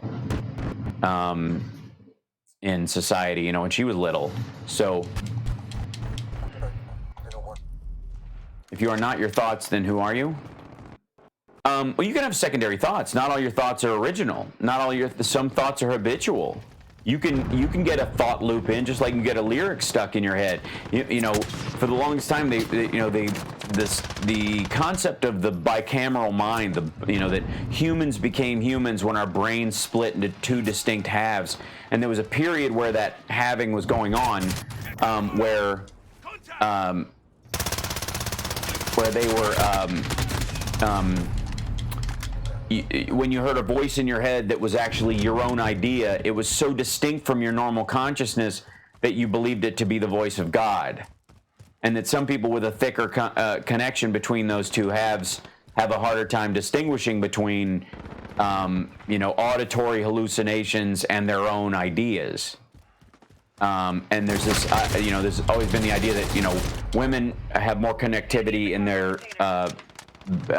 their lobes than men do. Men's are more separate, and so we can cut ourselves off from emotion physiologically better than women can, and women can have a more spiritual and empathetic reflex because of the ties between the two halves of the brain. But the concept overall, you know, is, hold on, he says while he's running around shooting people and talking about psychology and brain chemistry.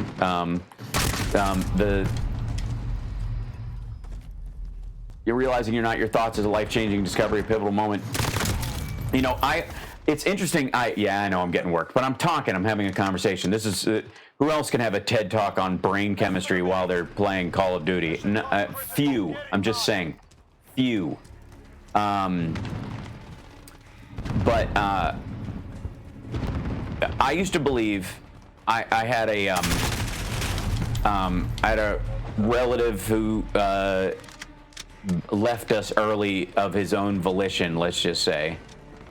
And I always had after that experience and after knowing some people who used to be pretty decent folk and then went through a period where they either went through massive addiction or they just became jerks. That simple.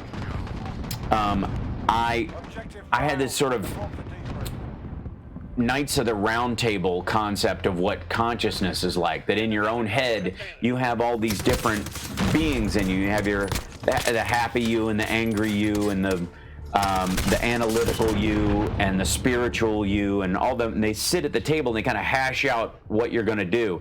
And the one you feed the most will be the strongest voice at the table. And so people who are depressed and who go through those kind of things, whether they're aware of it or not, are feeding the depressed voice at the table more than the other ones. They're agreeing with it more often. They are giving it more fuel. It becomes a cycle that spins up, and then the loudest voice at the table is nothing's going to work out. Everything is bad. This sucks. It's terrible. Meanwhile, you know, the goal is to pull away from that and just not feed it anymore at first, and then start feeding the voices that do the other side. So I started hypercompensating when I was a kid because around me there was so much, like in Kentucky, people, you know, I had 15-year-olds who were drunks in my school, you know, like I could just see this wind down of life going on around me. So all in 14 Kentucky, and then I moved to Chicago, and I was like, you know what? I got to shake some of that and make myself into what I want to make myself into.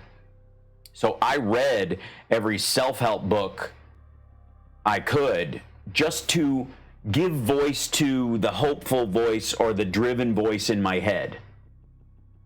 It was almost like that voice was there.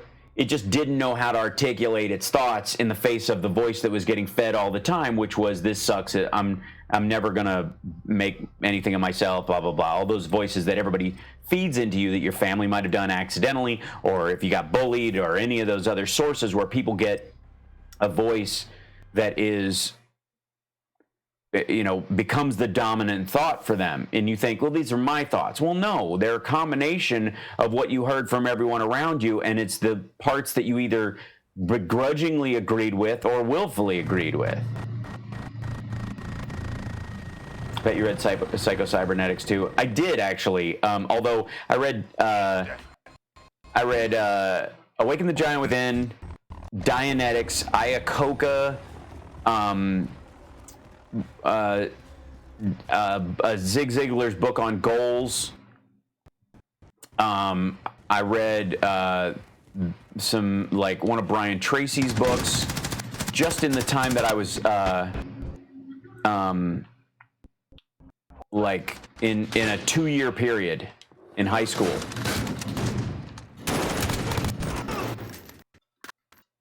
And that made all the difference, frankly.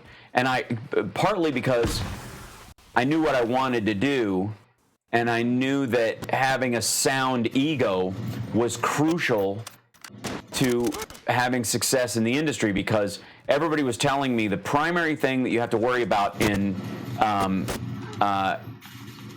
is rejection. Art of the Deal, yeah, right? Art of the Deal. No. I do have a copy of Art of the Deal. I just thought it was ridiculous, so I never finished it. It just seemed like some dude just talking about himself. It was just dumb, you know.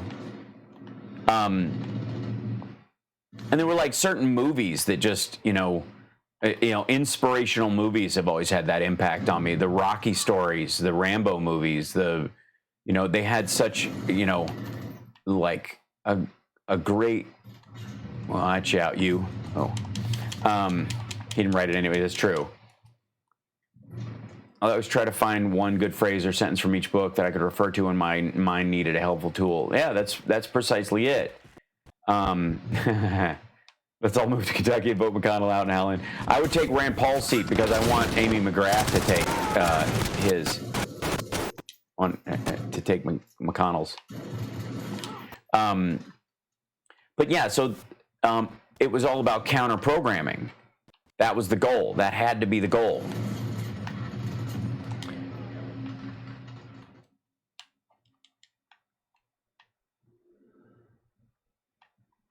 Because by the time you start thinking you're having original thoughts, you've had certain ideas, at least, consistently poured into your brain that have, if not, if not biochemically, aligned the neurons in your head to believe a certain thing just out of, a need for consistency.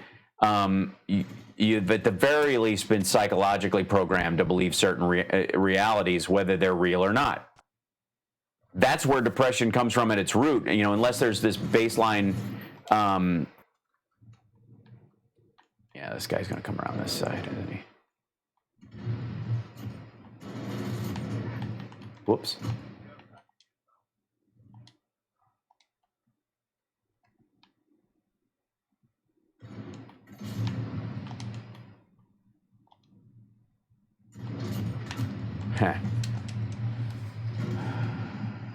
I think of it like re-recording over decades of recorded programming in our minds. Yeah, that's precisely what it is.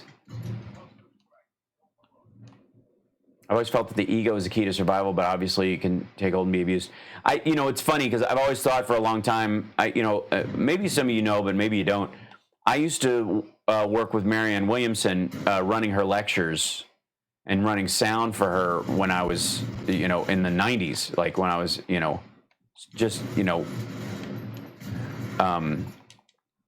and so I went to hundreds of her lectures over time, right? And I know her really well, and I know her belief system really well. And I've done A Course in Miracles, which is what she teaches out of. And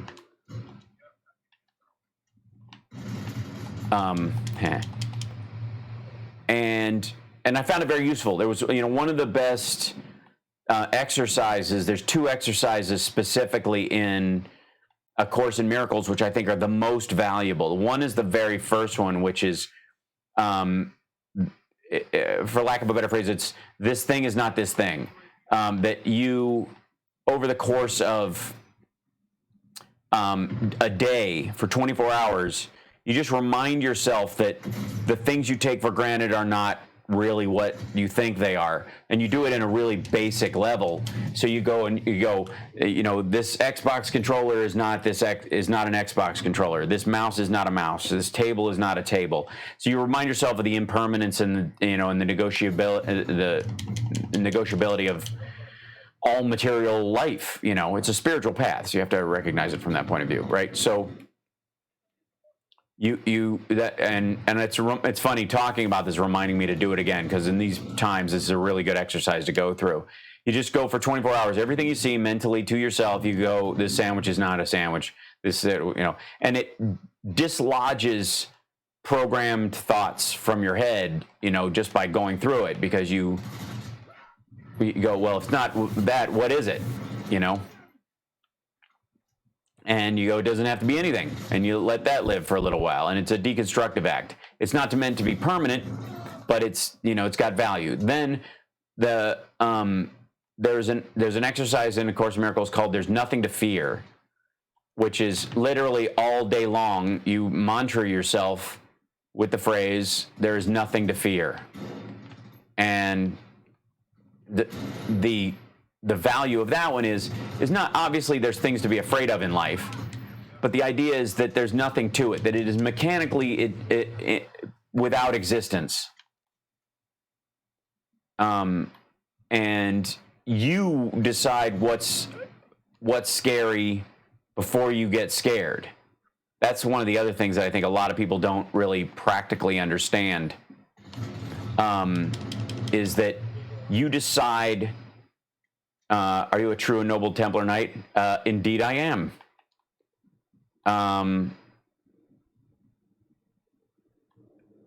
But the idea that there's nothing to fear is you just remind yourself that you decide whether or not something scares you or not before it actually does. You make up your mind that fear is the proper response to things, even when you think, well, no, of course not. I mean, the spiders are scary. They're just scary. Not necessarily. Some people like have pet spiders, like, have them crawling all over them. Doesn't bother them. So obviously spiders aren't scary in the abstract. They have, a very specific response for you, but it's partly programmed, partly genetic, and you can override it just like you can override anything. So you remind yourself there's nothing to fear. There is nothing to this fear. It is an emotion, it's a feeling, but it's not actually materially doing anything. As a matter of fact, it's not solving it. It's, if I know not to stand near the edge of a building in a high wind, the fear of it isn't doing me any good, especially if I have to stand on the edge of a building in a high wind because it's my only way of escape out of a worse situation. Those kind of things.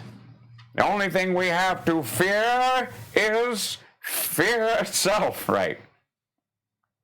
It's worry. Worry has a positive side to it as well. It can eat you alive, but worry is, everybody see Endgame? Do you see Avengers Endgame? What Doctor Strange is doing in Infinity War when he's sitting there and he's going through all these futures. I'm playing Call of Duty. What Doctor Strange is doing when he's going through all the possible futures is effectively he's worrying. He's just doing it in a very material sense. He's worrying. Do you think Marianne's campaign made a difference? Well, I was about to say no. It started to, and then she backed Bernie, and that took it away. It's a very complicated thing. But the point I'm trying to make is that doesn't really, you know, you can get too focused on the person. But recognizing that we decide what we're afraid of before we get afraid.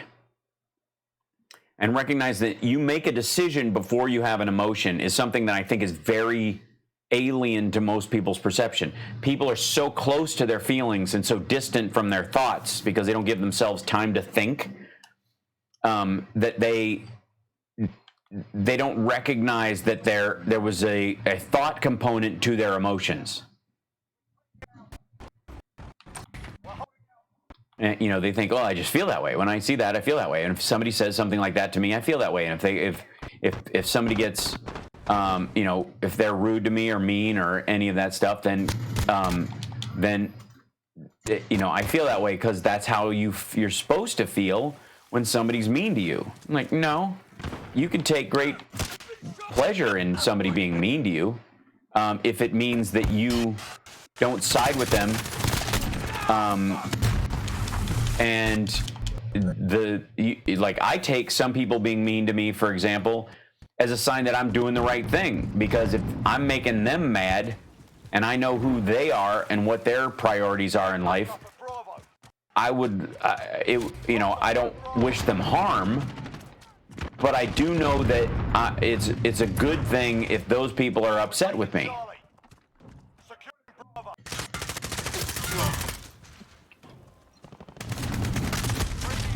So, why does Trump's administration fear him? Just a goof to me. Because they know they have more awareness of the power of the presidency than he does, and it's like nobody's afraid of a toddler. You give that, not really, not physically. You know, if you don't feel endangered by a toddler, but if that toddler had a gun. I'll start a cult. I mean, that is a cult. I very well may at the end of this. If that toddler had a gun with live rounds in it and a hair trigger, you would have a crazy respect for the danger that you were in, because it would not take much for that child to pull that trigger and harm someone. Right? That's what the fear is. Michael Cohen said he was mesmerized and intoxicated around him. That's just because he was a gullible sap. And it's also an excuse.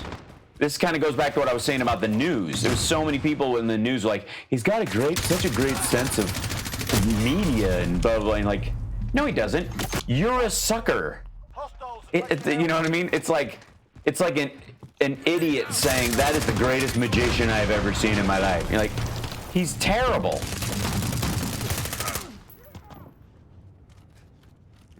You know, so why?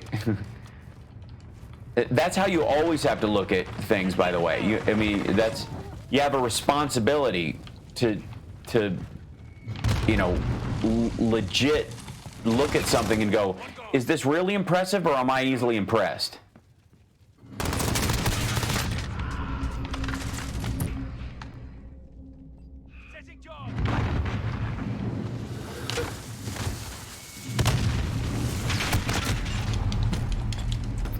I feel like they're hanging out with James Bond. Ugh, God.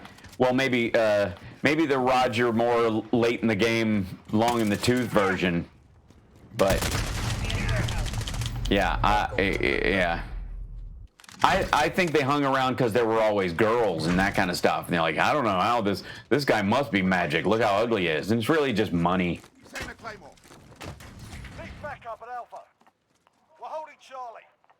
So many don't take personal responsibility in general. I mean, well, you know, that's a lot with why people will, you know, defend him or defend any idea for that matter. I mean, there are people on the left who do this too. Defend something they willfully know is really actually wrong, and because, you know, they. Hold on, where's that guy? There he is. Whoa, whoa, whoa, whoa, whoa.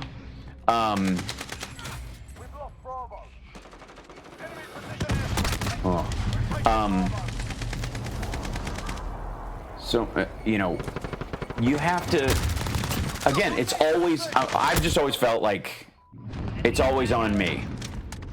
My whole life, you know, how I feel, my response to stuff, if I'm in a bullied situation, you know, if I'm feeling bullied, for example, or I was bullied, that's my fault. And therefore I have the ability to change it. You know, there's a great, you know, the pain of responsibility in your own life is, you know, it's a I almost said it was a double-edged sword, but it's a positive version of that. It's one of those screwdrivers that does Phillips and flathead. You know what I mean? It is one of those things where it's useful on two fronts. One, you confront the fact that you got yourself into this. You can get yourself out. You have 100% responsibility for it, and so you have, you know, all the ability around you to change it. And you're the one who keeps putting thoughts in your own head that says, I should, you know, I am this way, I'm going to stay this way. Ooh.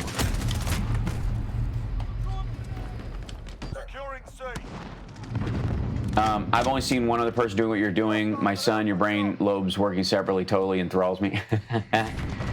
You mean talk about this kind of stuff? Maybe this is what I was talking about with the, you know, the male brain aspect, you know, because they're very complementary. You know, there's value in both ways of being, and you can't, and having one person who vacillates between the two is actually, you know, would be exhausting for that person. So hence partnerships and you know, bonds between people.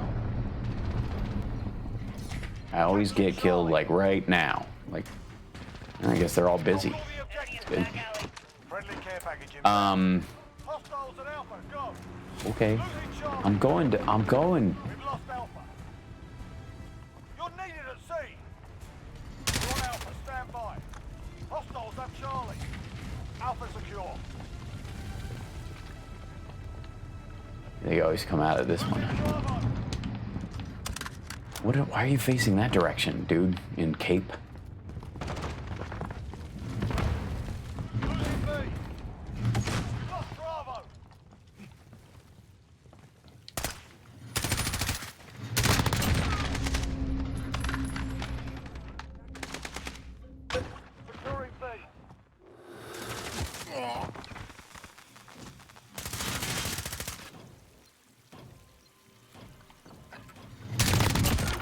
I thought you were up there.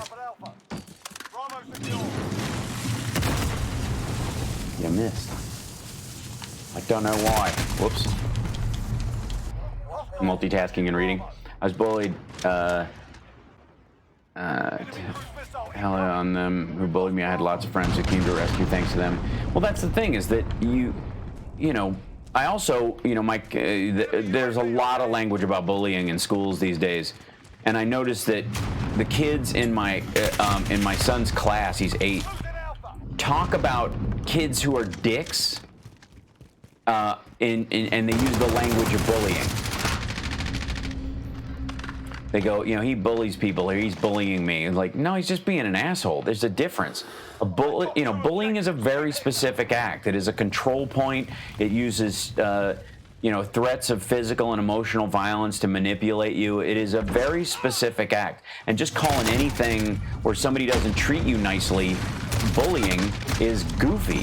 And it also takes away your power in the circumstance. You know, this is one of those situations where trying to solve the problem, you know, that the solution can make it worse. You can't let the cure be worse than the problem. Which, by the way, that phrase is, can't let the cure be worse than the disease.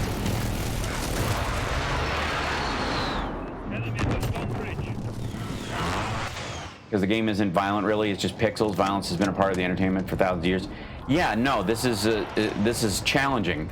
It's, you know, it's you know, that goes also to the whole idea of like, you know, competition being bad. competition helps you learn, the only people who think competition is bad are the people who think winning is the only positive thing. It's so funny. Like, the first people who go, it's not whether you win or lose, it's how you play the game, and try to come from that angle. And yet they're the ones who care about winning so much that they cannot see the value of losing gracefully, of learning how to deal with loss, of learning how to not win at one particular game to recognize you're better at something else.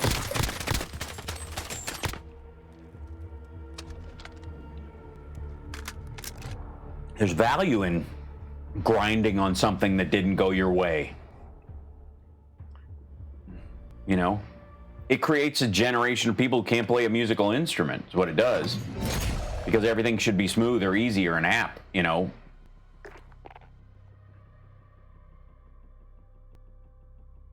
Yes, no. Fake violence and real assertions of life-affirming ideas are not mutually exclusive. They are actually, they cohabitate quite well. Am I going to just end up being like streaming all the way up to the president's other remarks today? Or I'm not watching that again. Get out of here.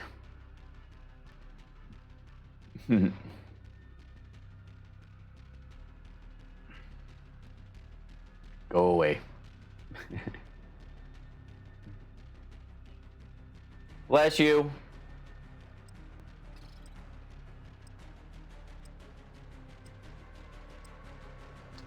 Okay,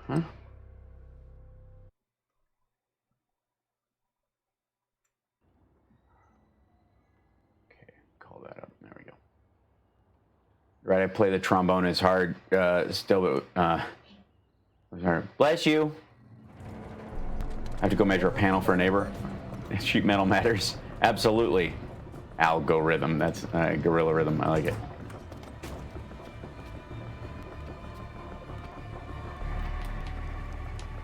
it. You know.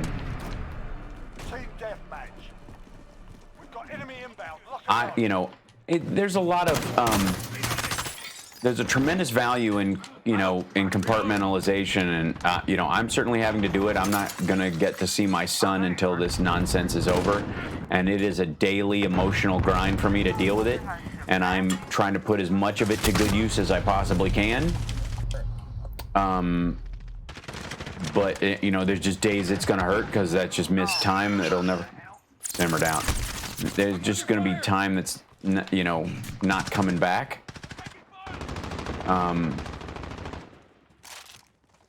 And that's just life,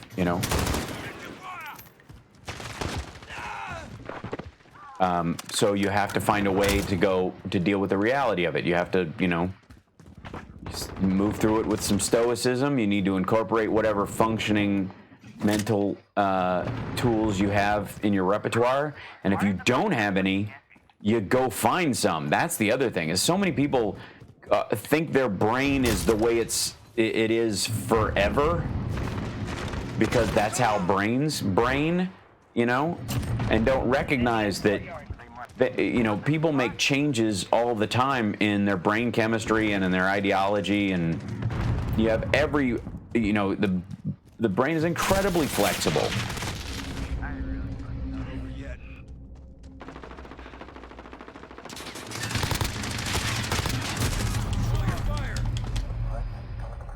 I always say bless you when someone sneezes. Would say it when they fart, yawn. Well, no, the specifically, there was a bunch of things about the idea that spirits get in you when you sneeze in a way that they don't when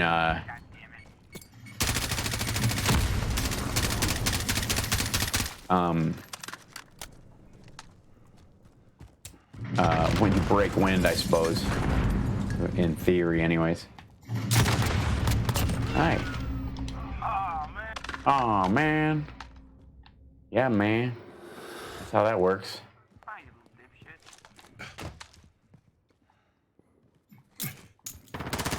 Enemy at the compound.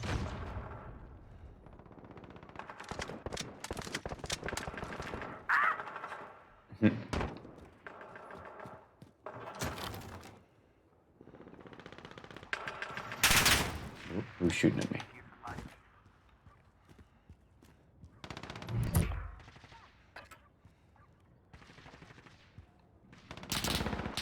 Back alley. Is he now? Oh, there he is.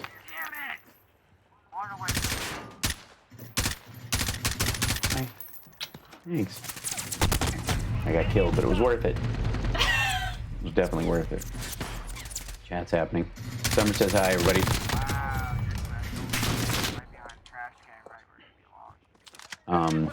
We're going to end up streaming straight through to the press conference if I'm not careful, so after I'm done with this game.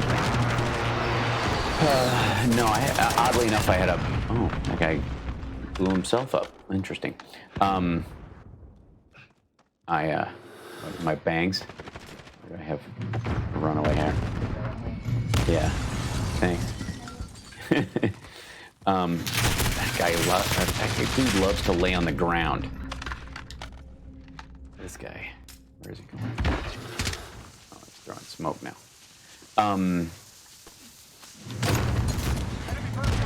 It's funny how, like, you get used to, you notice the personalities of certain people really quickly. Yeah, they'll, you know, some dude will hop on and he'll be in for like 3 or 4 games. You're like, oh, him again.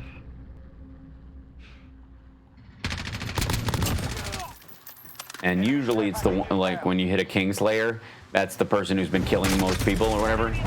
You're like, yeah, it's a camper. But you're like, oh, that guy again. Rats. Of course, right when I find somebody again. Lovely outside. No. Great. I have not. Enemy at the shipping area. Enemy precision airstrike. No.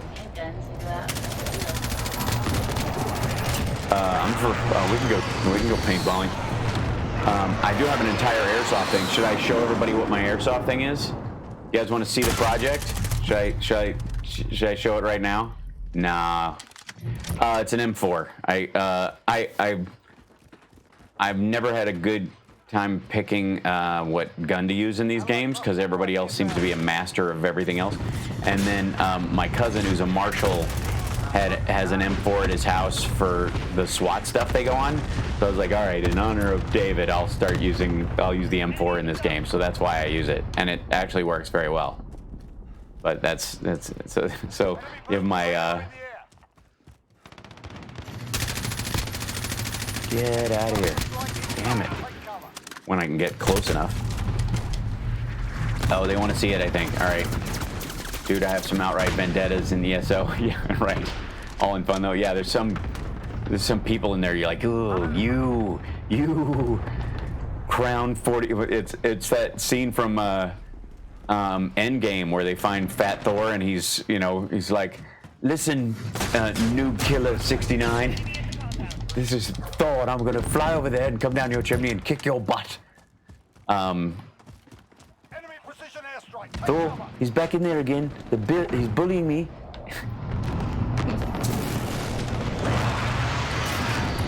Saying bad things again. Hold on. All right. So, yeah. So, that guy was trying to blow me up. Give me 1 second. In between games, like before I sign off, I will show you guys the project. Hi. Oh, no way. Not true. Lies. Lies, damn lies, and insta-kills. That's it. I'm changing Mark Twain's quotes.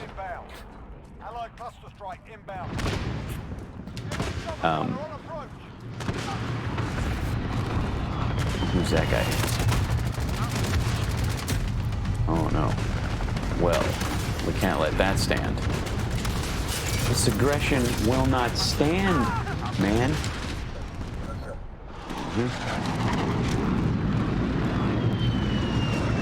Oh, that's our guy. I'm gonna shoot my own helicopter. They're doing a 3 o'clock meeting, like call, and then 4 o'clock is the actual task force briefing where they're supposed to tell the names of the people who are going to be in the today. It's going to be 4 o'clock instead of 3 o'clock, which is actually good because I have 3 o'clock with Cam. So,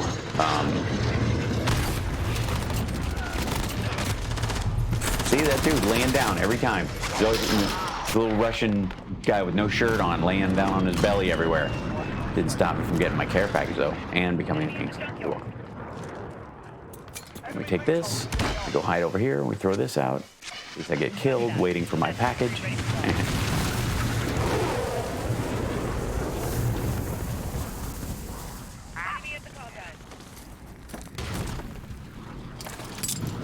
Oh, good.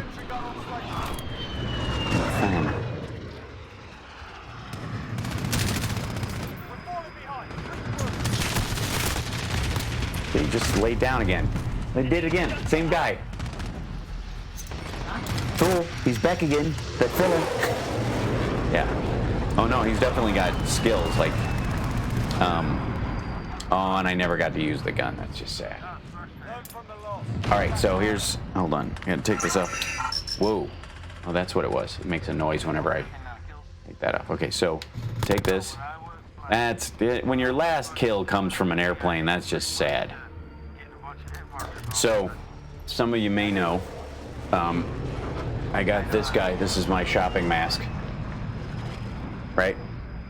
For when I go shopping, so I can. It keeps me from touching my face. That's the important thing. That's all that matters. Cool. So, this one's stock. That's how that one is. And I've started making modifications on one. Hang right there. Hold on. Yes, I'm leaving that lobby. You guys can hang out for 1 second. No, it's here. But I will, because I have limited ability, I have to go. It's on the other side of the green screen. Hang out. It's still, I'm still working on it. It's still in pieces. But this is the modified one with the steel grill, and it's going to have silver panels on the top of it. But I have it off because I'm running wires through it for this. Hold on. I have to put it on first because this is, yeah. Try not to electrocute myself with my own helmet. But this is the modification on it. And then I've switched, hold on. There we go. So I've added a voice box to it that I've become a cosplayer. That's what's happened during isolation. But I added this in there, and see if I can try to do this because the wiring is not permanent as of yet. There you go. There we go. If you look at this, the red light gets brighter when I speak. So this is good if I need to ask anyone directions or where the eggs are in the grocery store, that kind of thing. It took some wiring. I had to run the microphone into the structure of this. I had to clip part of it off, rewire it, run the wiring up through the top. The battery pack for one part is here. I don't think that's a good idea. I think I need to move it somewhere else. But yeah. Oh, you have no idea the level of nerd. You think I became Davenport on accident? They needed me. You understand? So, yeah.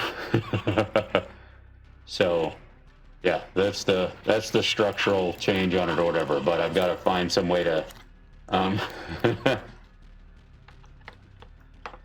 yeah, isn't that cool? So, yeah, so the point of this is, and I'm going to have to do like a battery mount on the back and come up with this, but that's the primary part of this. Put LEDs on the outside that become brighter when you speak. I have them inside, and I'm going to put a diffuser inside there so that it brightens the whole thing up. But if I put them on the, I have another one on the outside that's super bright that I'm going to put in the back that will have a trigger point on the glove that if I push it, it will shine a super bright LED behind me. So if anybody sneaks up on me, they'll get blinded. That's a thought. I'm just, you know. So there you go. That's my project, and I I stand by it. Yeah. So, and I've got a tactical vest that goes with it. But that's the look of it so far. I might make the eyes different colors. I have a silver grid I can put on one eye that I might do, but I think I'll, because the other one's just the stealth model. This will be the kind of flashier version, and the panels go up here.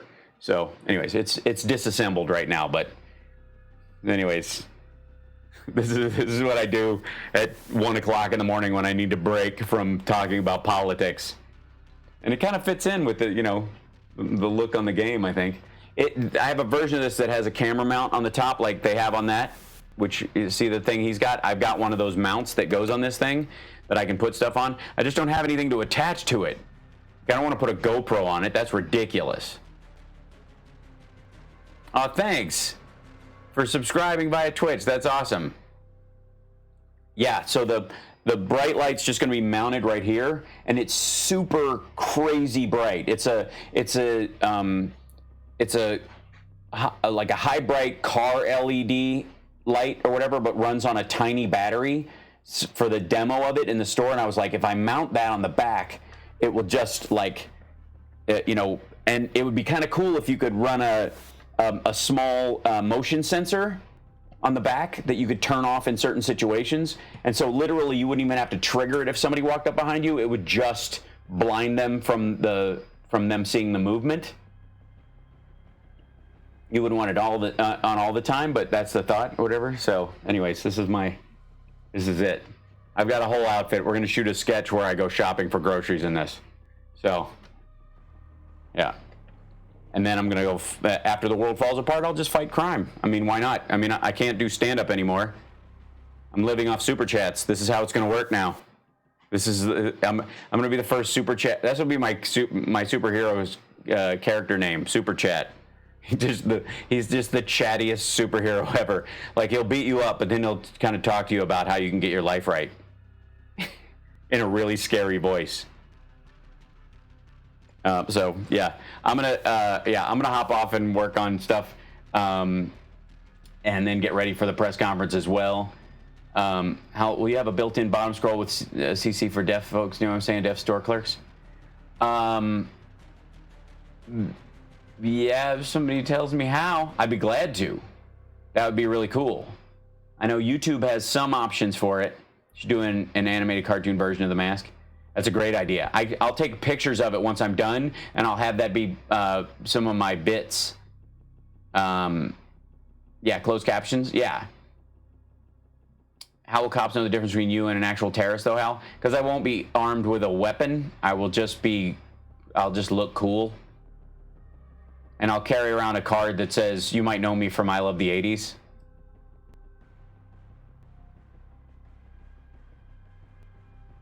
And I'm a superhero called the Social Distancer. So yeah. Anyways, I will talk to you guys later. I'm going to sign off and see if I can get all this stuff up and running smooth for the next thing. I've still got one more page to make. The rest should be a bunny suit. It's Flying Doodle. That's a little Fortnite for me. It's just how, you know what I mean? So it's a little Fortnite. I don't want to go too Fortnite. I'm a little more like Call of Duty, this zone of things. Although I'm not going to wear the weird bulletproof codpiece thing, although I probably should. See that dangly codpiece thing he's got going on? The dude right there? Just in case he manages to get shot in the balls from straight ahead and slightly down. In case somebody just runs up on him and goes, kapow! Doesn't help you from the side much. Just probably will bank shot it into your balls. But whatever. The social distancer man. I am social distance. Dr. Social Distance. No, Captain SD. No, that sounds too much like STI. Yeah. Mask, helmet, derp, right. Same thing, works. Put a transfunctioner on the helmet, exactly. Well, I'm 3D printing a continuum transfunctioner with some lights in it. That's project number 3. That'll be next week. That's where my hero gets his instructions from. So, yeah. All right, I'll talk to you guys later. Okay, I'm signing off. Bye. Take care of yourself and take care of somebody else. You guys are awesome. See you later.